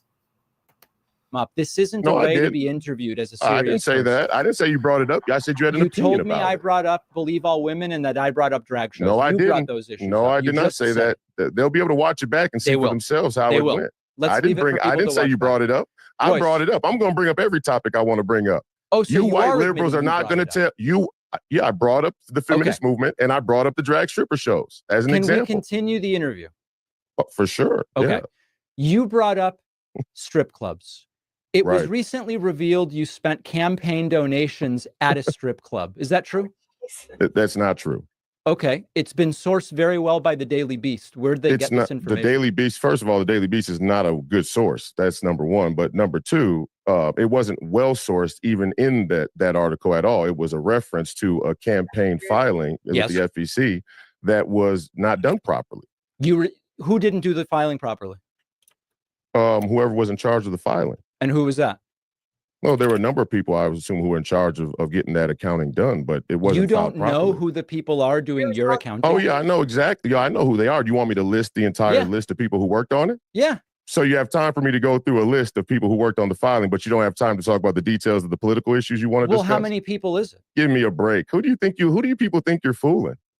I don't think we're fooling anybody. Who do you people think you're fooling? So the people who prepared I answered your question. Reports, I answered the question. The question is no. It, Royce. The people who prepared the reports. The answer is no. The answer to your question is no. I haven't even asked the question yet. You did. You asked, did I spend campaign finance money on strippers? And you responded, and now I want to ask a follow-up. Okay. Your claim is there were filings which said you spent campaign funds at a strip club, but they were incorrect filings. No, they didn't say that I spent the funds at a strip club. Or no, let's say they didn't say that I spent the funds on strippers. Okay, so I'm looking at the article. They actually linked to the filing, which is it is well sourced to the point that they actually link to the campaign form that his campaign supposedly filed, unless he's claiming that this is false, which if they are, he should be suing these guys. But he spent it on Gold Rush Cabaret, which is an all nude strip club. I'm actually looking at the filing to see that if it says that, but that's what they linked to. So yeah, I mean, it's pretty well sourced if that's God. I don't know. Oh, is this what you just linked to me on the private chat just now? Oh no, I'll link you to that. That's my list. That's not public, but let me link you to the Daily Beast article. Okay. I mean, this is generally how they've demonized LGBTQ people, is focusing on the sexuality. Obviously, I actually learned a lot about drag, and it is actually a very interesting culture. I'm not gonna. I'm a big fan of Elvira, and Elvira actually was developed in tandem with. She had a lot of help with her persona from a drag performer. Obviously, where drag performers actually perform tends to be places like, I don't know so much strip clubs. I haven't seen that myself, but bars. It's generally adult shows, but there's no reason it has to be adult. The art of drag, and the art of drag it's always been around. There's always been people to do it, as long as there's been theater. Sometimes it's done for comedies. Sometimes it's done because women aren't allowed to be actors. But they always try to focus on it being sexual, and then acting like, because this thing is associated with sex and is always sexual, therefore if it's around children, you are sexualizing children. And that's the route they tend to go to demonize gay people. It always has been since before Stonewall. And if we're going to do that, then anything associated with straight culture should get the same treatment, I'd say. Like, if you kiss your wife in public, you're sexualizing children, if there's children that see that. Because, I mean, if you're gay in public, if you're holding hands with your husband and you're a man, obviously, that's not sexualizing children. That's just being in a gay relationship.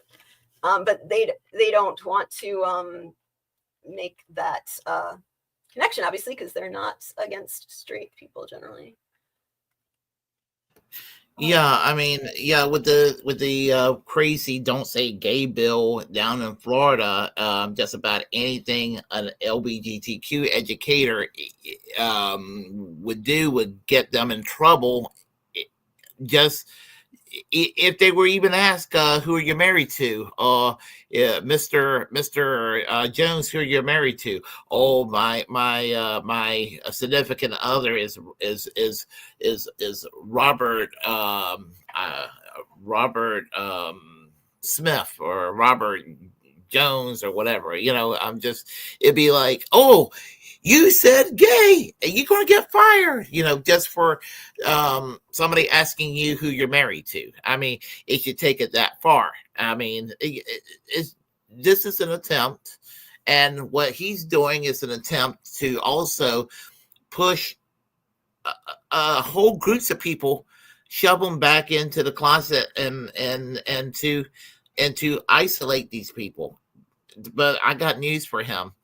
It isn't the 1980s. It isn't even the 1990s anymore.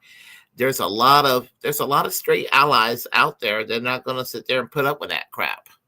Yeah, I think this is going to be a really tough road to hoe for the conservatives, because especially with young people, they just, I mean, I guess I'm in academia, so I see a lot of college kids, but it seems like they just don't have patience for the hatred of anything about queer culture.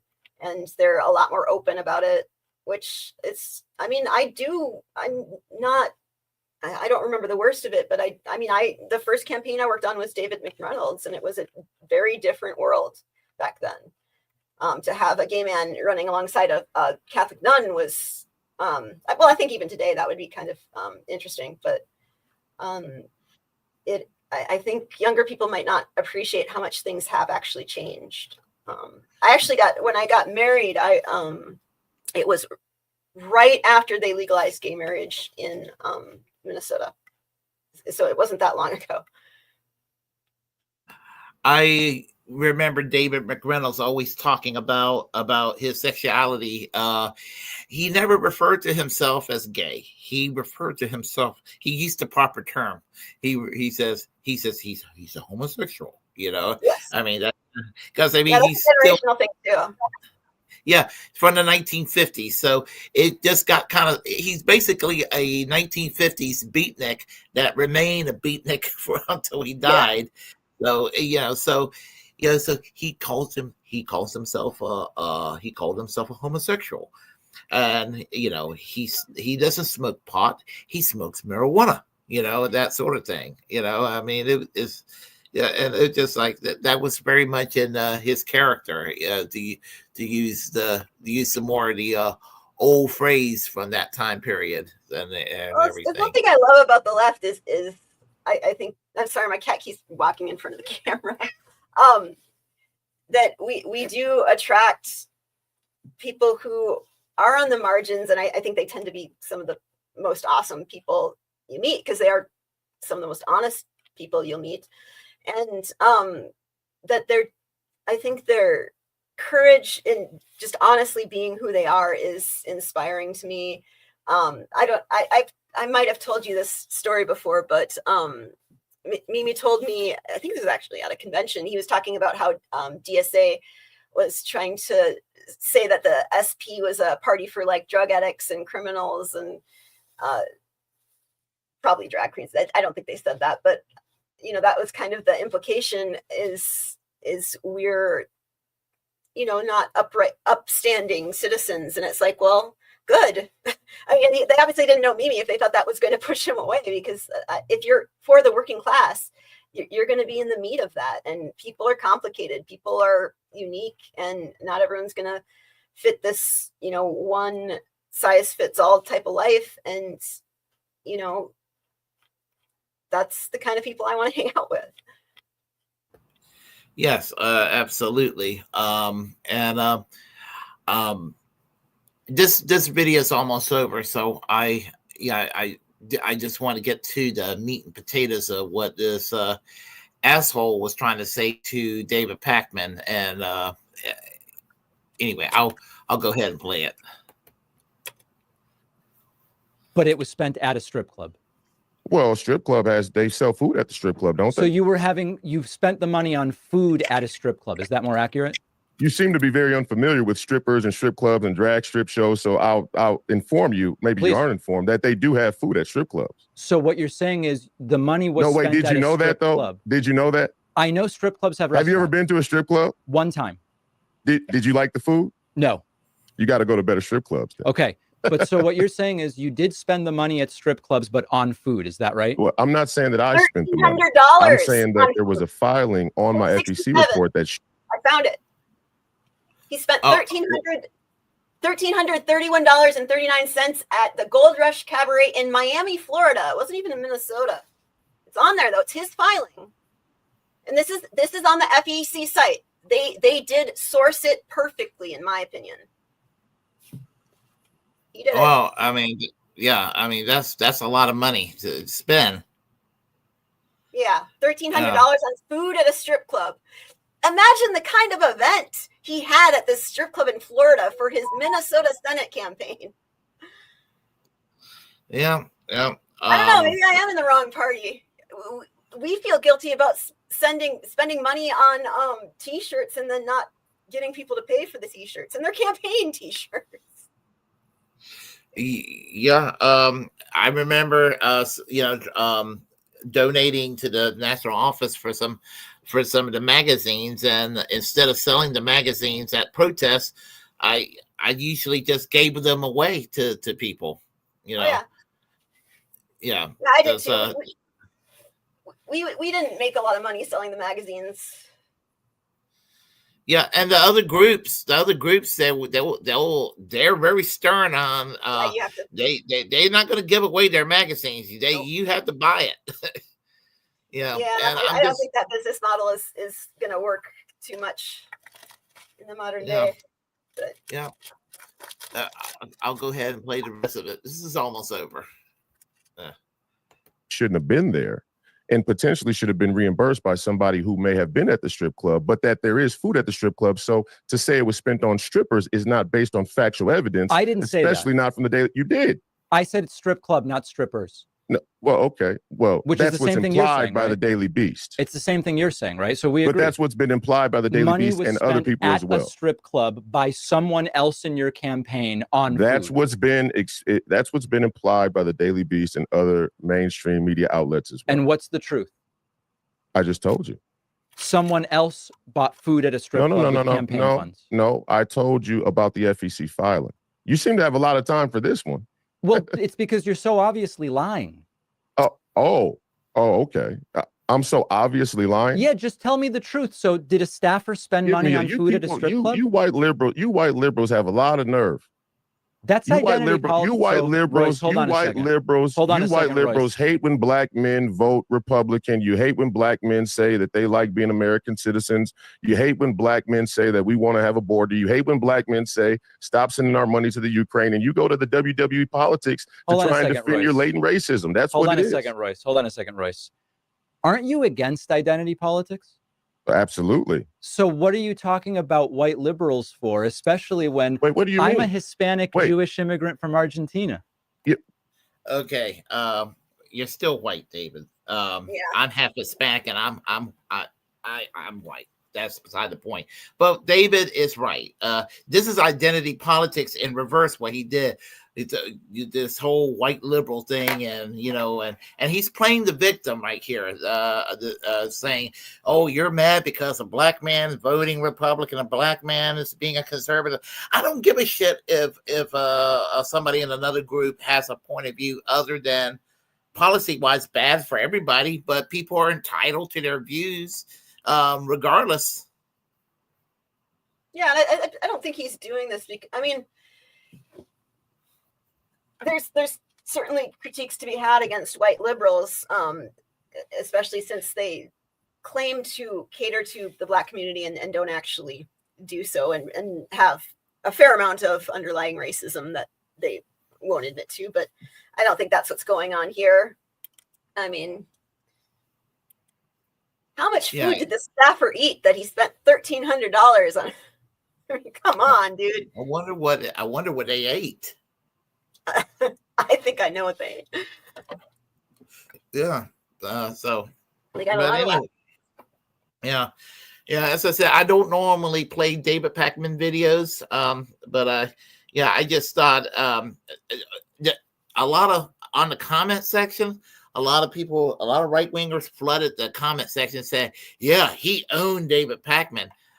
Yelling or talking over somebody is not owning somebody. I don't know where people get the idea that if you talk over somebody, that's owning them. Yeah.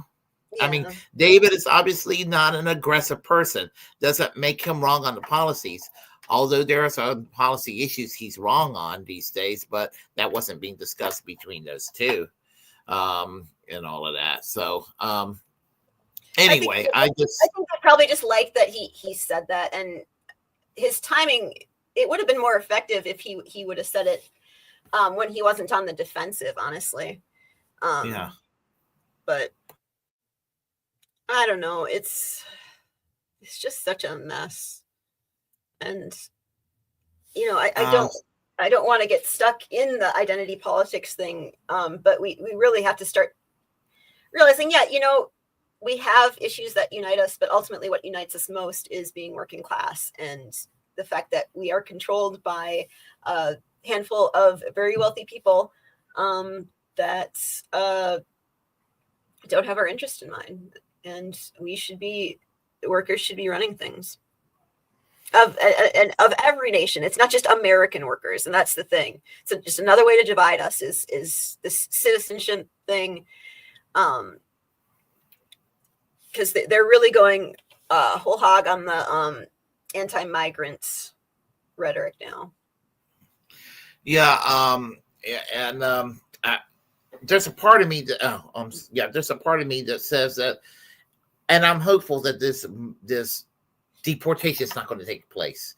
And the reason I'm saying this is that it is going to be so super disruptive to do this, to engage in this mass deportation, that maybe they might have some second thoughts about this. I mean, I'm hoping that second thoughts would be permeating in their minds right now as we speak, because there's going to be some major civil unrest if that starts to happen. But again, just like with the LGBTQ community, there's a lot of allies.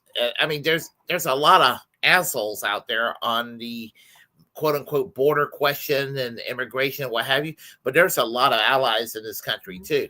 Yeah, I plan to be part of that civil disobedience if they start deporting deporting anyone, but deporting my neighbors and friends. I'm going to do what I have to do to stop that. I mean, this is where it starts. We can't let the powers that be, I don't care what your politics are, honestly. If you care about having human rights and you care about your freedoms, you can't just ignore it when you're not the target. If they can deport Americans who are undocumented, they could. I mean, Trump already said he was going to deport people for protesting Gaza. I mean, that's a nonsense statement. You're going to deport American citizens. One of his appointees, actually, no, I take that back. It was an Obama appointee, but Trump also appointed him, said that to avoid appointing families together, they were going to deport. He implied that they were going to deport them together, which meant American citizens, because he talked about how are you going to avoid breaking up families. He said deport them together. And the question was people who, some of them are American citizens and some of them are not. I don't think that's what's going to happen. But I wanted to point something out that when Reagan launched his campaign where he used the "Let's Make America Great Again" slogan, when he first announced it to the world, he gave a speech on Labor Day in front of the Statue of Liberty, and he gave a speech, and he was clear in this speech that what makes America great is immigrants and unions. He couldn't have. I mean, he made a very pro-immigrant speech. He talked about these are the people who represent the American dream, and it's Reagan. He's full of shit. I understand that. You know, obviously, the only thing he cares about immigration for is for using them to break unions and dividing people and for cheap labor. He wants to exploit people for profit. He's a capitalist. He's a neoliberal. And obviously, we know what he did with the unions. But this is how he got the vote. And it just shows that it isn't necessarily about the message. It's not like a Democrat couldn't campaign on a pro-immigrant platform and win, because Reagan did. And it's not like they couldn't campaign on pro-union platform and win. I mean, we saw the Republican convention was much more pro-union, in my opinion, than the Democrats were. The Democrats seem to be doubling down on capturing the votes of the coastal elites and leaving us here in the flyover states out to wash, because we're all just ignorant bigots, I guess, even though Minnesota still went blue and always seems to. But I don't know. But that's one thing I wanted to point out is with campaigns, you can't necessarily believe what they promise, especially when it comes to Democrats. They're going to promise whatever is going to win the election, or they think is going to win an election. Democrats keep going for the identity politics, like with Kamala. Didn't work. They're probably going to keep doubling down on these wedge issues. But what they actually do is whatever their campaign donors and the wealthy elites want. And I want to make clear, when I say wealthy elites, I mean the 1%. This is not a dog whistle thing. And I don't tolerate anti-Semitism. I'm very anti-Zionist, but I'm talking about the capitalists. Just make that clear. So whatever they promise, we'll see. I have no idea how they're going to pull off the mass deportation, 10,000 or 10 million people. But he talked about the wall. That wall never really came into being. So, I mean, politicians will say stuff when they campaign, good stuff and bad stuff, depending on the candidate, what your perspective is on a candidate. And usually once they're in power, usually the cogs of the machine ties them down. And sometimes, like for Republicans, they're going to tell you they're going to do all these bad things, and they end up not doing all these bad things. The checks and balances usually prevents them, or there's some other mechanism in the U.S. government that will prevent them. Just as the Democrats use a parliamentarian in the Senate to prevent good things from happening. So yeah, well, I don't get what Earl Lur is saying. I mean, I ran against the Democrats. I'm not a Democrat. I've never been a Democrat. I've never supported Democrats. And Obama set records as far as the people that he deported. I'm talking about the Republicans' plan to deport people because the Republicans have the plan to deport people. Yeah, obviously the Democrats are going to keep people in cages. Their policies aren't much better. But I mean, I was talking about Reagan. I don't honestly know what Clinton's, not Clinton, Carter, Yeah, I guess. I don't know what Carter's immigration plan was. That was before my time. But I mean, I would challenge anyone here to show me one thing I have said defending the Democrats and their immigration policy. I was part of one of the things I've been working on is specifically to make Minnesota a sanctuary state. And we do it, you know, if we're going to get that passed, we have to try to get Democrats to vote our way. That is generally influencing the Democrats is not what I do. My interest is more in supporting migrant communities and letting them take the lead on the best way to go forward. But I would challenge anyone to show me defending Democrats at any point. I think one thing I would say is, I think I said something good about, it's not good about Obama once when I said, yeah, you know, he didn't get Obamacare passed, but I mean, honestly, they shut down the government. I don't know what else you expected him to do, but I would say I don't think he never wanted socialized medicine. I wasn't a fan of Obamacare. I was very critical of it. I just said, you know, I don't know what else he could have done. So that was one thing I said that kind of defended Democrats once, and I got dragged for it. But yeah, I would challenge anyone to show me defending Democrats ever, please. Oh, don't worry. There are Democrats that accuse me of being a secret Republican. There are Republicans that they know damn well that I vote third party, accuse me of being a secret Democrat.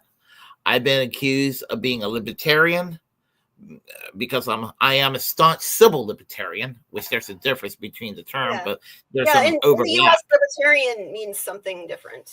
I mean, I would call myself like a more anarcho-capitalist or anarcho-communist, but libertarian is. If you want to call me a left libertarian, I would accept that because I'm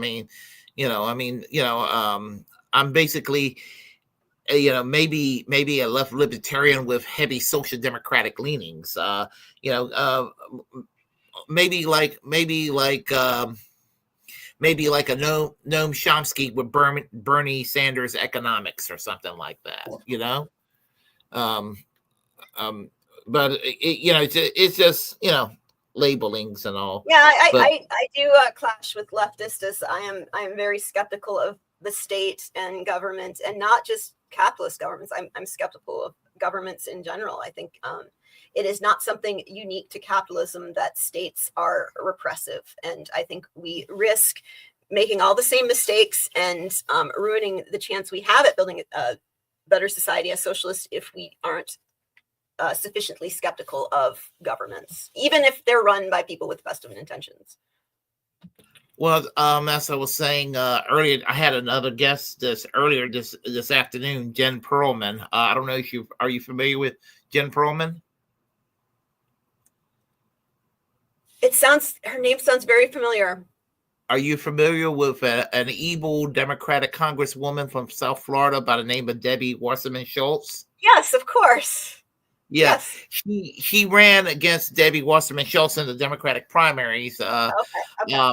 And she's a very interesting. She has a podcast called Generational Change, and basically she had to go run as a Democrat because she said that's the only way she'll be able to have some kind of voice and what have you. Basically, trying to put a stop because these people, the Democratic Party apparatus just kind of they're just such a staunch obstacle to progress or what have you. And I was going somewhere with this. No, it's true. I mean, they take on the mantle of progressivism when it's useful for them. But then, I mean, there's the blue dog Democrats that even when they have power, they don't pass any, even when they can, they don't pass the things that they want. It's a system that's set up to fail. Like, even if they were to get all the seats, look at what they do when they get power.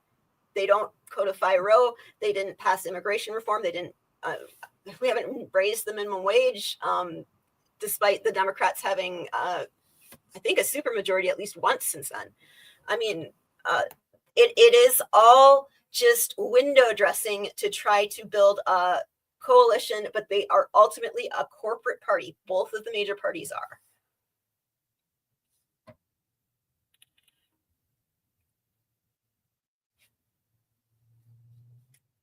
Oh, you're muted though.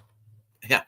Okay, let's go with this article and then we'll follow up with a video. And it's on the Twitch policy, because Twitch wants to go and put a gag on people on what they can and cannot say. And so this is from the Middle East Monitor. Twitch updates hateful conduct policy to include Zionists as a potential slur. So basically, you have to be careful what you say on Twitch now. Twitch has updated the hateful conduct policy to include Zionists as a potential slur amid growing content critical of the occupation state and genocide is coming in Gaza, as well as the aggression against Lebanon on the platform. The Amazon-owned streaming service announced the change in a blog post Friday, stating that using the term Zionist to attack or demean another individual or group of people on the basis of their background or religious belief is against the rules. The platform emphasized prohibitions of terms, while not inherently harmful, can be used to denigrate others in specific contexts. Twitch clarified that referring to Zionists or Zionism as part of a political discourse does not violate policy, as long as it doesn't target individuals. Our goal isn't to stifle conversation about the criticism of an institution or ideology, but to prevent coded hate directed at individuals and groups of people, the company said. And then this is from Jake Steinberg from Twitter. I refuse to use that one-letter name. Why? Because fuck Elon Musk. Okay. By flagging Zionists as Agreed. If Musk can't call his daughter her name, I'm not going to call Twitter whatever he wants to call it. Yeah, I will. In this context, in the context of that platform, I will dead name that Elon Musk's company all day long. Yes, I agree. I do the same. Yeah. In that context, by flagging Zionists as a slur, Twitch conflates Zionism with Jewish identity, erasing dissent and diversity among Jews. This stifles criticism of political ideology during a time in which an ethnic cleansing is being carried out in Zionism's name. And here's the thing about it. The thing about it is that free speech means that you have a right to criticize Zionism, or if in some cases it's for those that support it, they're going to be wrong, that they have a right to support their positions too. Just because I'm a free speech absolutist, and I just don't like the idea of this thought police. Half the states in this country made it illegal to engage in a boycott. They banned BDS, and Donald Trump, who claims to be for free speech, wants a national law. He wants a national anti-BDS law to become, actual legislation passed in Congress to be, May law in all 50 states. And that's just uncalled for. And using the term Zionists. I mean, now Zionism if a Klan is not a slur, period. I mean,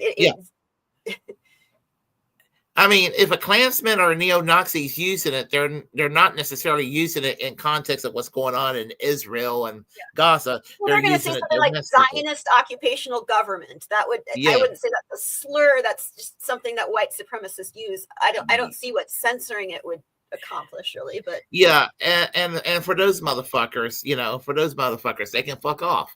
Yeah, I mean, if you want to say Zog, I mean, I would prefer that. In this case, like I prefer that they say Zog, so I know exactly who I'm dealing with. I'm dealing with someone who's a white supremacist if they're talking about Zog. Yeah, but the thing is, I mean, they have a right to say it. I just I hate them for saying it. But the thing is regarding Zionism, it's not to be conflated with Judaism. And that was the point I was trying to make with Jen Perlman. She's Jewish, and she makes that point clear because she's a former Zionist.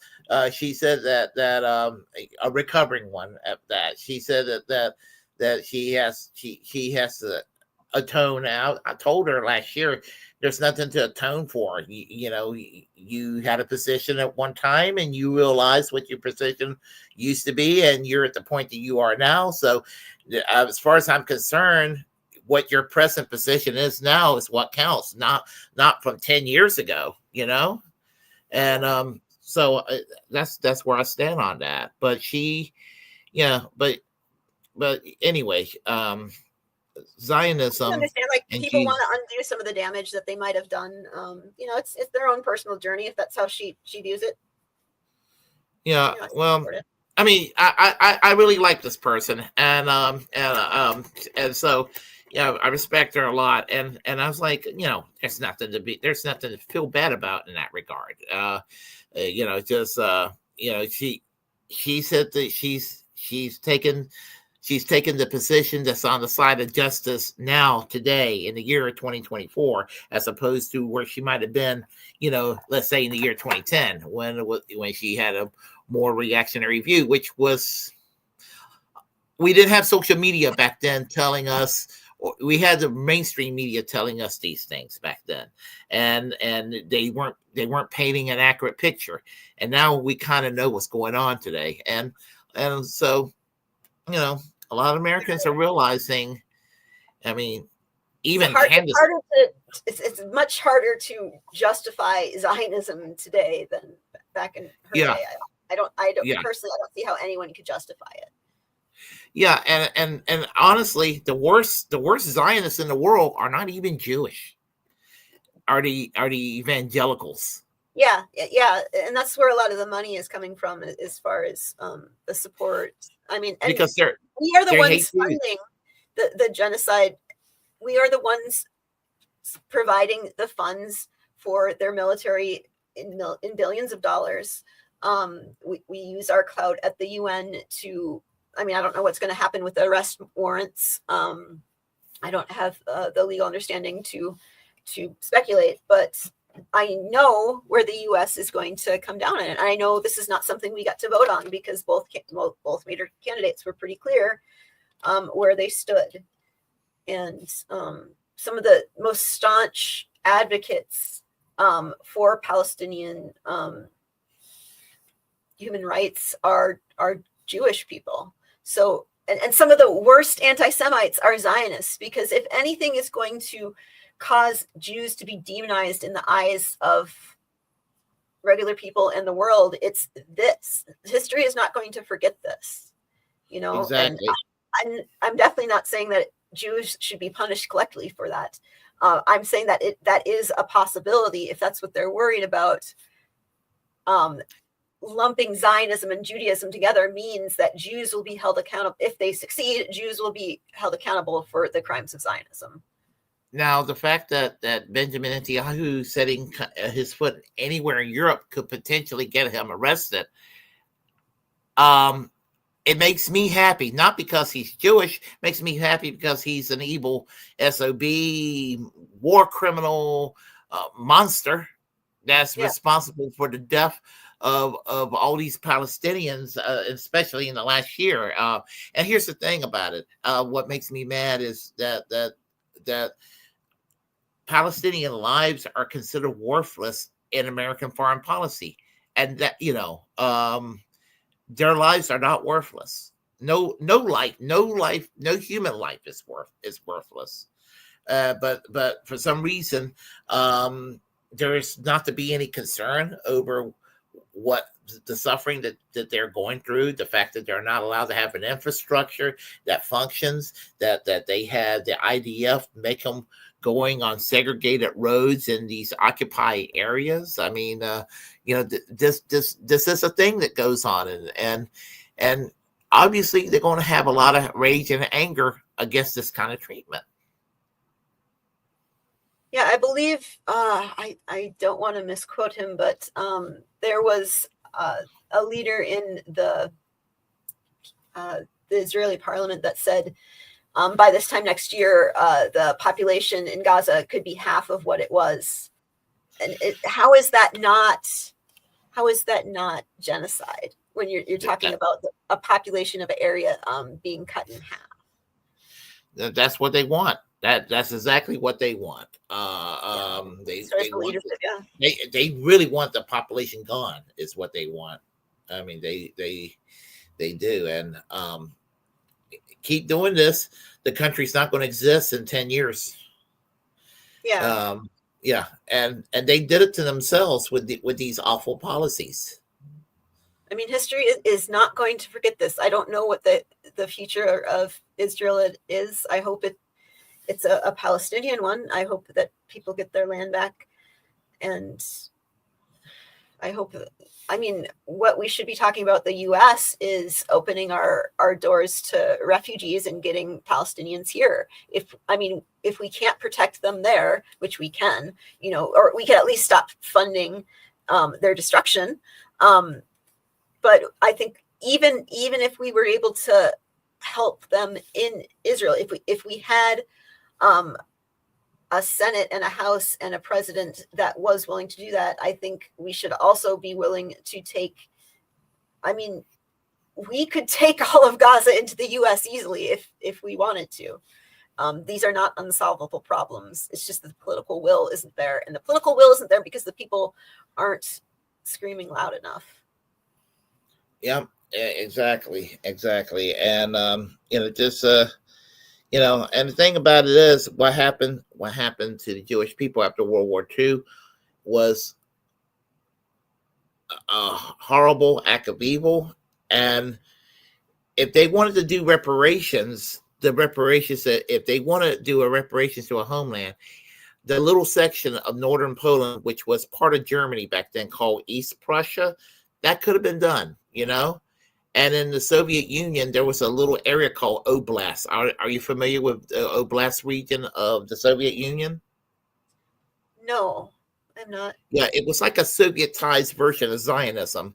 They wanted to, for what I understand, it was a section of land that they wanted the Jewish population to live at and to create a Jewish Soviet Socialist Republic inside the Soviet Union. I think that was the plan. Like after World War II, but that never came into being. Yeah.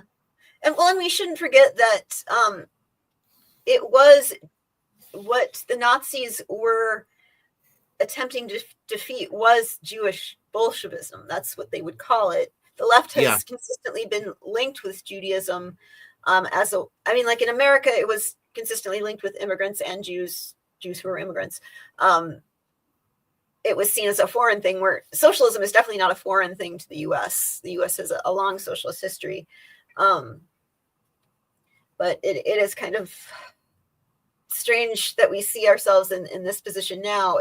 Again and again, nationalism is a poison to any movement for liberation or workers' struggle. Israel did start out having the kibbutz system, and they're definitely not socialists, and I don't know if there is a socialist party even in Israel that has much sway. I hope if there is, it's not Zionist. If it is, I don't know what kind of socialists they are, but well, Meretz is kind of that party, but they don't have a presence in parliament anymore. They're Knesset. Okay. Yeah. Meretz would be the closest thing. They're they are definitely pro-Palestinian, and they're definitely anti-war and pacifists, and if not fully socialist, they are, old school social democratic, in a meaningful way. Well, that warms my heart of it. I always like to hear that socialists can take horrible positions sometimes, and it's always shameful when that happens. But I do think we tend to be on the right side of history. I think no. Yeah. I've often said to conservatives when it comes to socialism, I say, you want to see anything good that's happened in the 20th century, you see socialist fingerprints on it, Yeah, well, anything that benefits the working class is going to come from things like socialism or unions or the working class fighting for this, where, the people in power are never going to, their conscience is never going to force them to do the right thing. We will always have to fight for this in one way or another. I prefer peaceful change. When I was in the Socialist Party USA, there was a beautiful pamphlet called "Everything Best About America is Socialist." You ever read it? I have that in a drawer someplace. I did too. I still have it. I have a cabinet filled with my, with all that stuff going back to the 1990s. I would have some. That. If you ever get a chance to scan some of them, I'd like to see them. If I visit, I might bring some of my. I'm hoping to get the money together to visit North Carolina soon. I'll bring some of my old stuff. I have a lot of old Yipsel stuff too. I was in Yipsel. Oh yeah? Yeah, I was in Yipsel in the 90s. Yep, I was, yeah. Oh, so you're right before me. Yeah. I thought I must be 18 to join the party, otherwise I would have joined earlier. Yeah, I was in Yipsel. I joined the SP first, then I joined Yipsel. I did too. Yeah, I mean, I know most people do it the opposite way, but yeah, I joined the party and then got into Yipsel. Yeah, and I was going to form a Yipsel chapter on my college campus, but it was hard. It's the 1990s. It was just hard to get people, all into the socialism thing.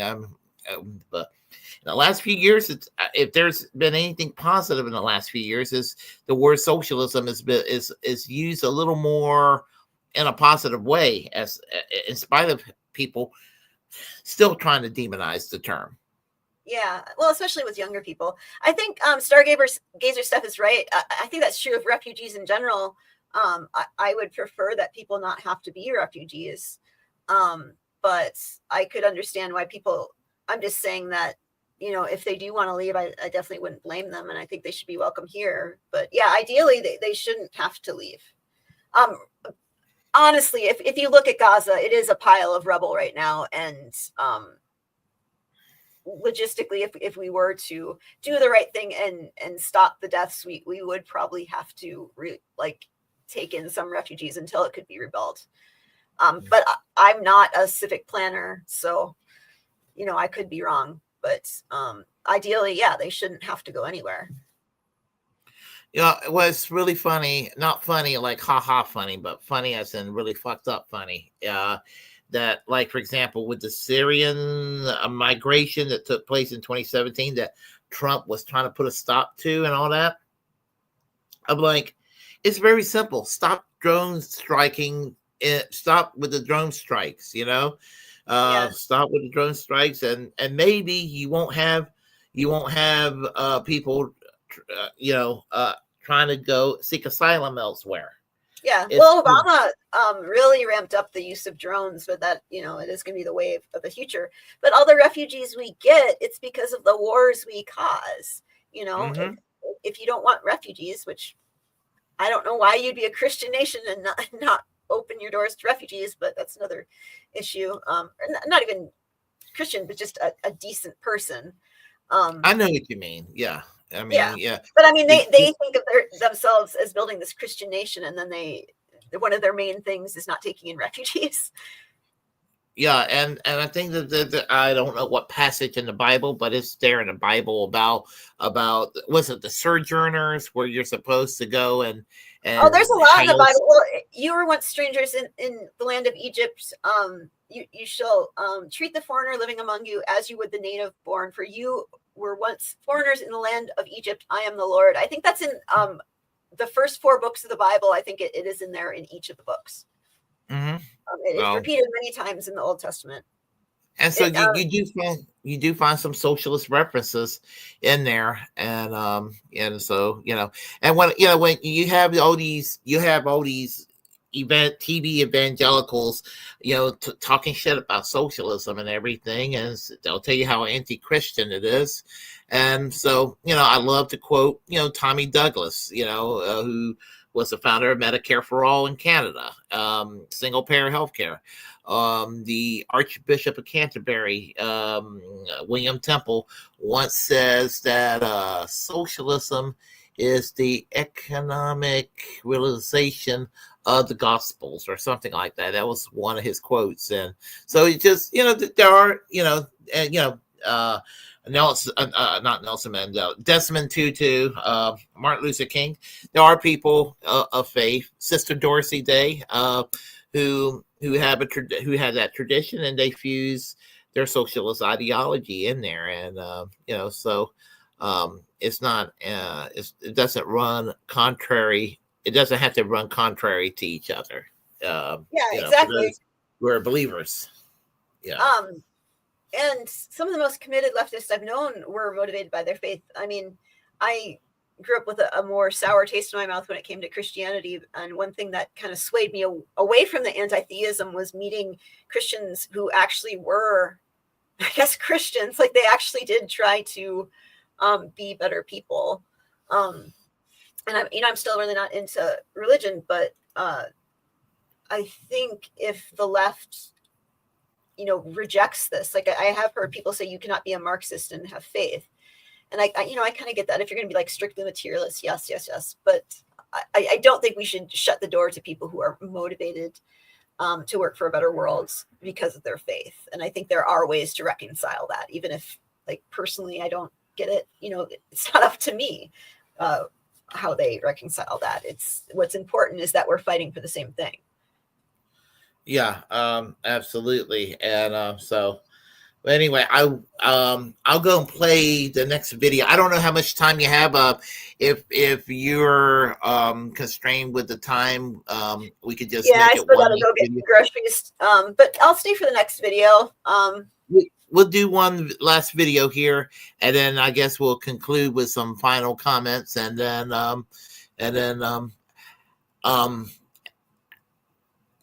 and I'll talk to you briefly after we sign off, because I have an idea I'd like to share with you. So okay, all right, let me go ahead and this is from Deep Fat Fried, and this, let me see if I can find it right here. Yeah, Deep Fat Fried, and the Deep Fat Fried is the Amazing Atheist, his brother Scotty and Paul, and they're talking about Bill Maher, who used to be kind of edgy, but he's now a piece of shit. So anyway, we'll go ahead and play it, and I'll go and put it on a higher speed for time constraints. Let me do that. Yeah, I do that one. So wait, that's the left? Yeah.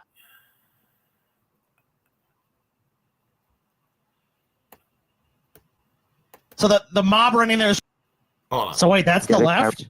Yeah. So the mob running there is just the left. That's not just like a bunch of opportunistic people seizing on chaos to steal onion nuggets. Bill Maher is a retard. No haunted house for you, TJ. That's all I want. I know. And it'll never come. It'll never come. Okay, that's fine. Bill Maher, eh? He's a great dude. I love that motherfucker. He's awesome. He's fantastic. Don't pretend you're disappointed, TJ. And finally, new rule was only a couple of weeks ago. It's not too late for Kamala Harris to do what many have been calling for her to do since she became the candidate. Have a sister soldier moment. And if you weren't around in 1992, let me tell you what a sister soldier moment means. It's not sister soldier. A sister soldier. It's sister soldier. That's what it even says, bro. It's when you earn cred with the middle-of-the-road voters by standing up to an extremist in your own coalition. For Bill Clinton in 1992, that was a notorious rapper. No, not him. Oh, what were you saying? Oh, I'm just wondering who the extremist in the Democrats is. Yeah, in the case of 1992, was a rapper by the name of Sister Soldier that Bill Clinton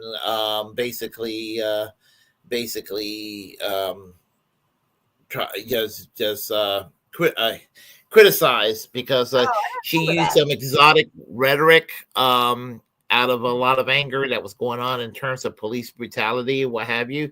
And even if I thought it was a little bit polarizing, and all of that, I don't think that her rhetoric was dangerous, but Bill Clinton wanted what Bill Clinton did. One of the reasons I hate Bill Clinton is that he went and did that Sister Soldier moment by talking junk toward her. Of course he's on the side of the cops.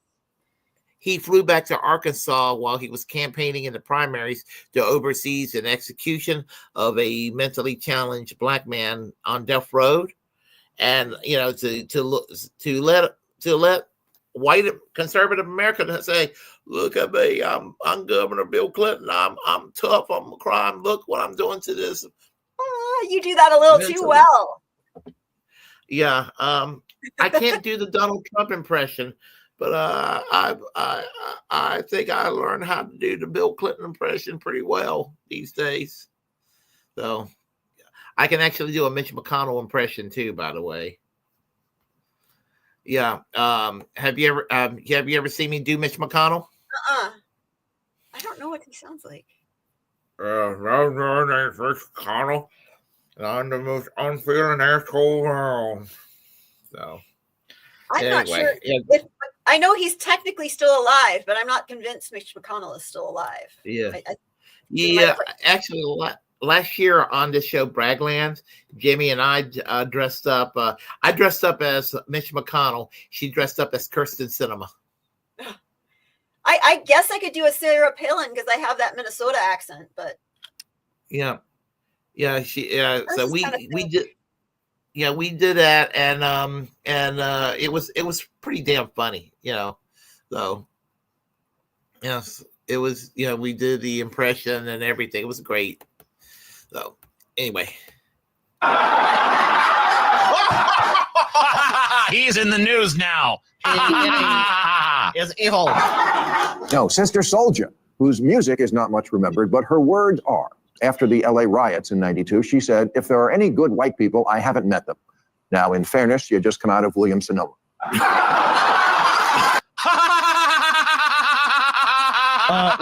I have a question. Yes. Was that a joke? Yes.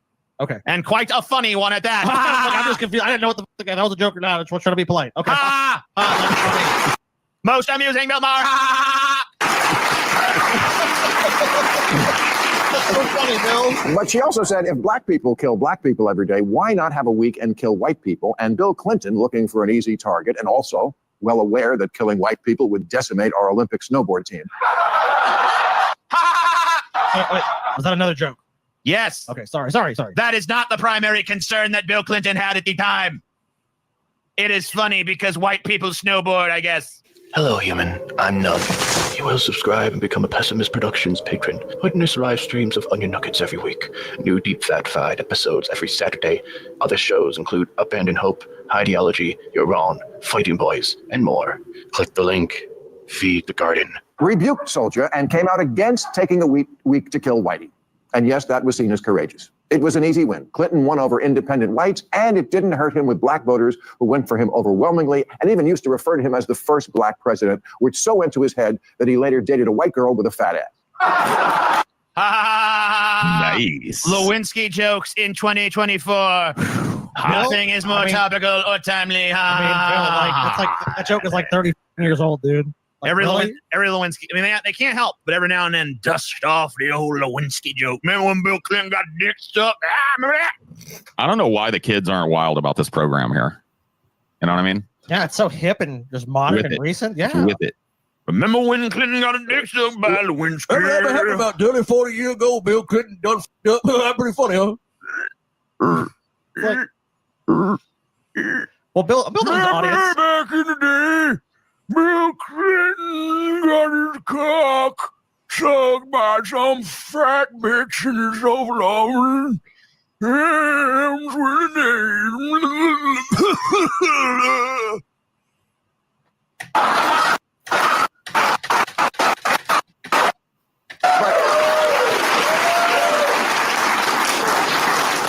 that's a different history lesson. The lesson for today is that the last two successful Why don't you take this goddamn material into the Antiques Roadshow and see what they'll give you for it, you boomer. Let's see, Bill. That used to be worth millions upon millions of dollars, and fortunately for you, because a bunch of dumb boomers, it's still worth millions upon millions of dollars. Woo! All right. Really? So I don't have to change it all? No, Bill, you don't have to change a single thing. Great. term Democratic presidents both had sister soldier moments. Oh, yes, Obama had one too. In 2008, Republicans thought they had him beat when the man who was You've seen Obama's this before, TJ? You must be psychic. America's chickens are coming home to roost. I remember him, dude. He was a wild one, man. Jeremiah Wright was. He's a fun dude, man. Yeah, well, he had some things to say. Thought, I mean, and it was disgusting. The way he had the audacity to say that maybe America's foreign policy led to 9/11 happening. Yeah, I know. What a twisted scum I want to say, he is, dude. that's all bullshit. And I totally repudiate that guy because I want to become president. I can buy a couple houses in the Hamptons. I'm sorry that my reverend said some things that are true, but uncomfortable for white people. So, yeah, I'll repudiate that guy. Yeah, the guy was wrong. He's stupid and I hate him. So make me president and I'll like change shit or whatever. And then he did. Yeah, that was a time of paradise. Reverend in Chicago claimed the government purposefully engineered AIDS to kill minorities and well, I mean, there's a little, I mean, whatever. Spoke the words, "Goddamn America." And that is what a piece of shit, dude. Goddamn America. Not even going to address, I mean, like, kind of lame for you too, Bill Maher, considering that you also took some flack for some opinions you had about 9/11, but whatever. the kind of I mean, he did. Do you remember when he had his show, I think Real Time? Does he still have Real Time? Huh? Oh no, he's been doing it. I think he's still doing it though. It got rebooted. Politically Incorrect, I believe it was. His show, yeah, it was canceled because he said he wasn't endorsing what the terrorists did on 9/11, but he said they were brave for what they did, even though he disagreed with it. But it was taken out of context, and they shut down his show. Oh wow. Yeah.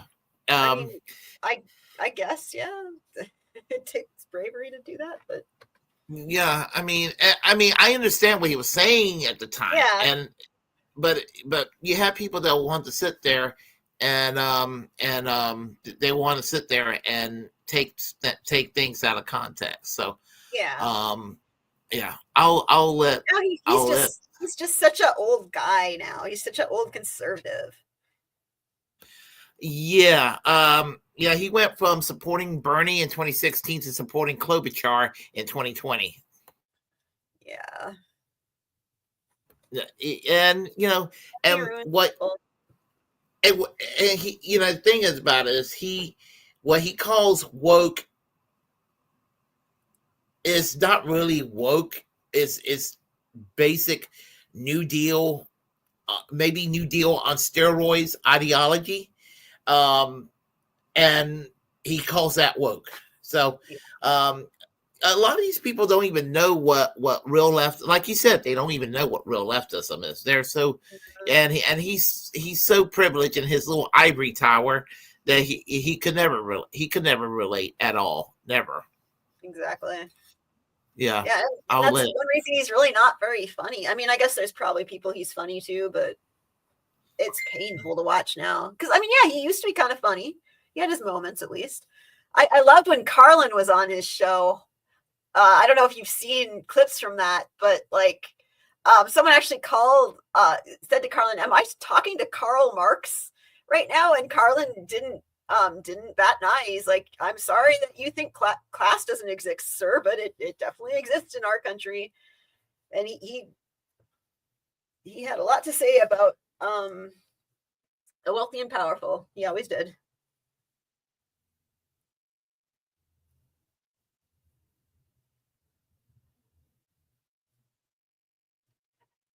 All right. So you want to talk to me after the stream?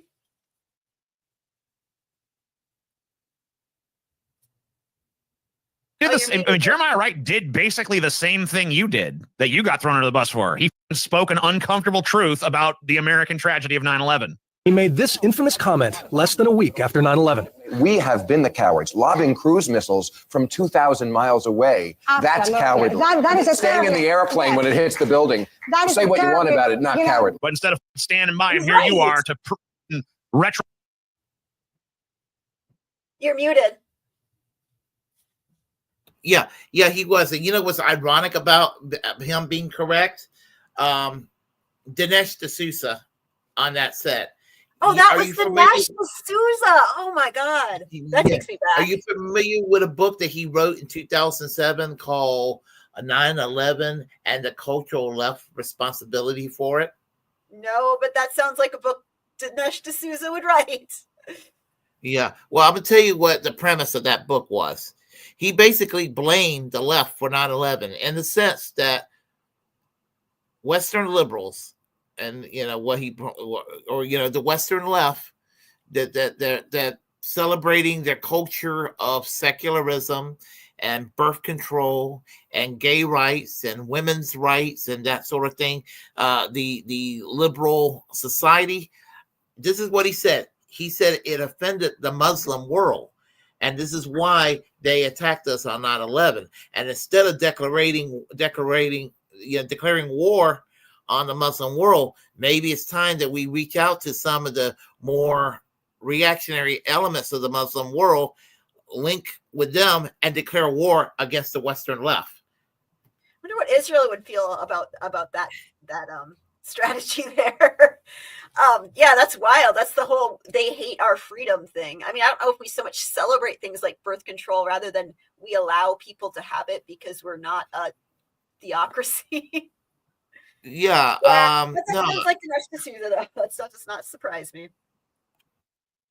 Yeah, I mean, yeah, I when I heard that, I was like, if a liberal would have said that, they would have in 2007, you'd have had Bill O'Reilly calling for that liberal to be fired from the job and arrested for treason.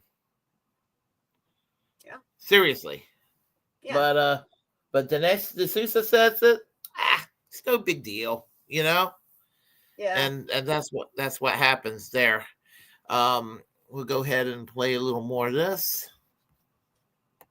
Retrospectively throw him under the bus. You shouldn't have said that. And not even addressing his 9/11 comments and instead focusing on, he said, goddamn America. So fucking who gives a fuck, you fucking prude bitch? Are you supposed to on the side of freedom and not wanting people to be canceled? I don't go to college campuses because they try to censor me. They should censor these people and shut them up. This place sucks rhetoric you're only allowed to use if you're a Republican.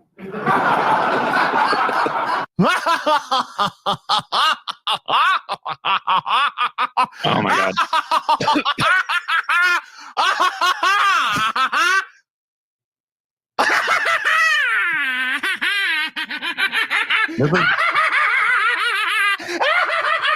I feel like I'm the Evil Dead 2 cabin. Oh, he's so fucking funny, Bubba!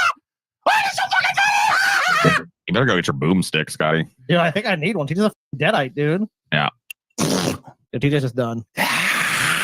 TJ done been done. You're done, Hell TJ. is having to laugh at Bill Maher's He's so joke. funny. He makes such funny joke. He say,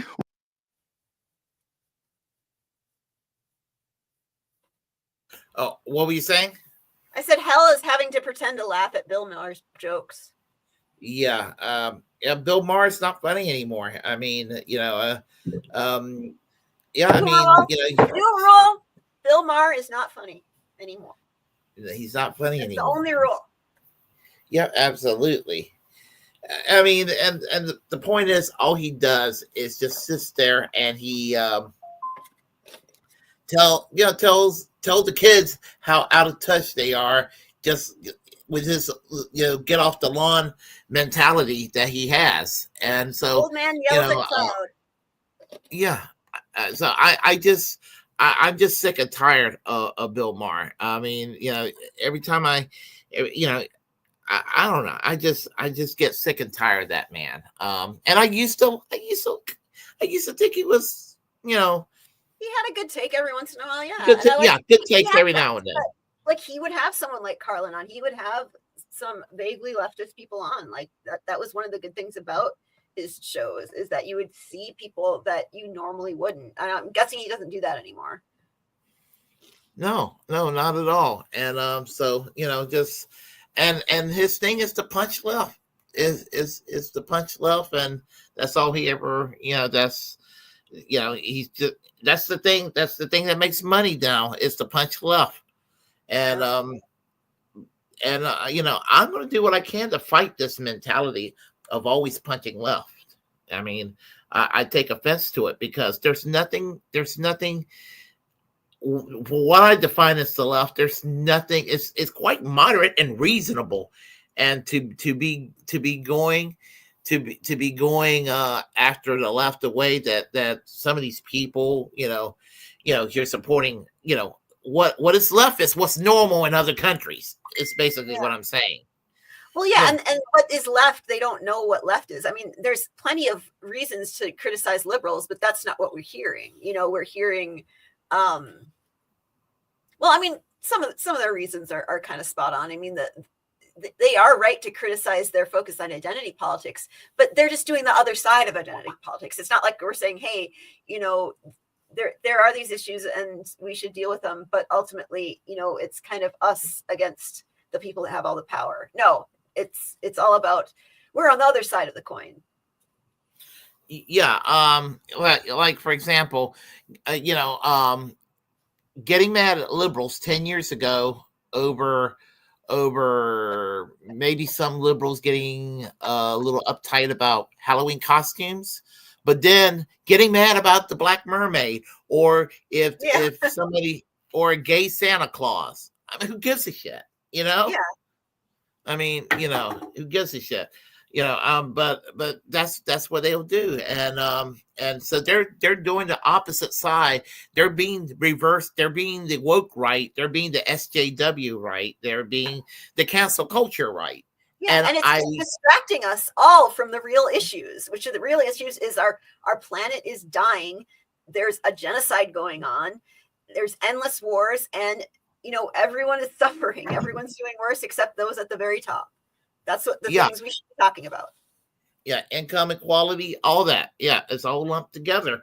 No, that they can't talk about that. They want to talk about the culture war stuff and get everybody angry. I mean, if you watch Fox News, that's their main purpose. I mean, MSNBC, CNN, they'll do the same thing, but they do a bad job of it. The right wing are good at propaganda. I hate what they stand for, but they're great at propaganda. Or maybe absolutely the American right. people. Yeah, and the Democrats don't realize we can't play the same game as them. They think they could beat them at their own game, and they're going to fact check them, and that's going to work against a fascist. It's like they're using emotional rhetoric. It's not about the facts. You're missing the point. What I hate from liberals when they say this: when they go low, we go high, and then they go and kick your ass when they do that. Yeah. I have seen that. I have seen liberals say, when they go low, we go high. And I've seen those liberals fall really hard on their face on the floor as a result. And I'm like, if you liberals really want to be real fighting liberals, when they throw mud at your face, you take some mud and you throw it right back 3 times as hard. But they won't do it. They won't do it. They can't, though, because if they're going to start attacking, the wealthy and powerful that fund their campaigns, that's their meal ticket.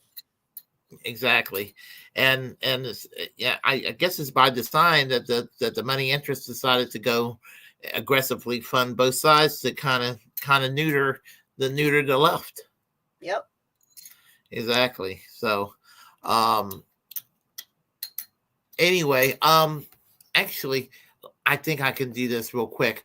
I want to share this really quick, and this is really quick, and then we're gonna part with some closing words and all that. So let me find that clip. Let me find that clip really quick. Okay. All right. Let me go ahead and because I was wanting to get your reaction from this. It's more on a comical. It's like ending on a comical note. Okay.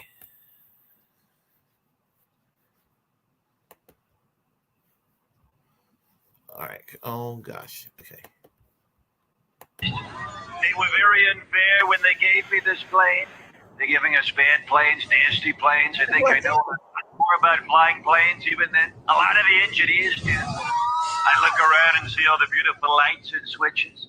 Nobody knows what they do. They said flip that one and maybe this one. I said let's flip all the switches, but nobody listens. Your pilot speaking. They tell me the plane is malfunctioning. I'm not surprised. They were very unfair when they gave me this plane. They're giving us bad planes, nasty planes. I think I know a lot more about flying planes even than a lot of the engineers do. I look around and see all the beautiful lights and switches. Nobody knows what they do. They said flip that one and maybe this one. I said let's flip all the switches, but nobody listens. Your pilot speaking. Well, someone knows Donald Trump's voice really, really well.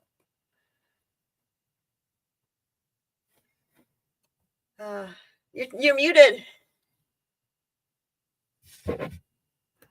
I pictured Donald Trump fucking up a flight like that. Yeah. I could see it happening. Yeah, because it's kind of warped that somebody as dumb as he is, because he's got a lot of money and he's a shit talk. Like him or hate him, he's a good shit talker, that he can just get to where he's at. It's really just, I'm flabbergasted at times when I think about it. Well, if you're going to have a skill to get ahead in the world, it would be being able to be persuasive to people. I think you don't even have to be that smart. If you can persuade people just because they like you, or you know how to flatter them, you can get very far. And I think that's how he's gotten very far. Well, he's definitely not smart. We know that. Yeah. I mean, he might actually be smarter than he acts. I always kind of assumed he acts a lot dumber than he is. He might have some street smarts. That's what I'm guessing. Yeah. I mean, he's definitely not like very educated. That's for sure. I mean, all his professors said he was pretty slow, I think. But he knows how to manipulate people, especially people as corrupt as him. I heard a rumor that he's never read a book in his life. No, that's from him. Oh, he said that. Yeah, I do. I don't want to misspeak, but I'm pretty sure he has said that himself. Oh, that he doesn't read. Okay. I think he said like after college he didn't read a book or something, but. Yeah, I'm not really totally shocked about that. I mean, I'm gonna look that up, though. I'm curious. Yeah. I thought he really did say that. Yeah. So, but anyway, you have any final words? I would tell people, stick it to the man, but be kind to your comrades. I like those words. I couldn't have said it better myself. So yeah, we'll stick with those words. Those words are sacrosanct as final words on this show. So remember, the man is not necessarily a man. Yeah, we must not assume. Yeah. It's the man. Yeah, the man. So, or we could just make it gender neutral, say the asshole individual. Yeah, exactly. So anyway, everyone, I will be back next week, Bragglands, and I'll go ahead and play the final theme song, and I'll talk to you briefly, Stephanie. Okay.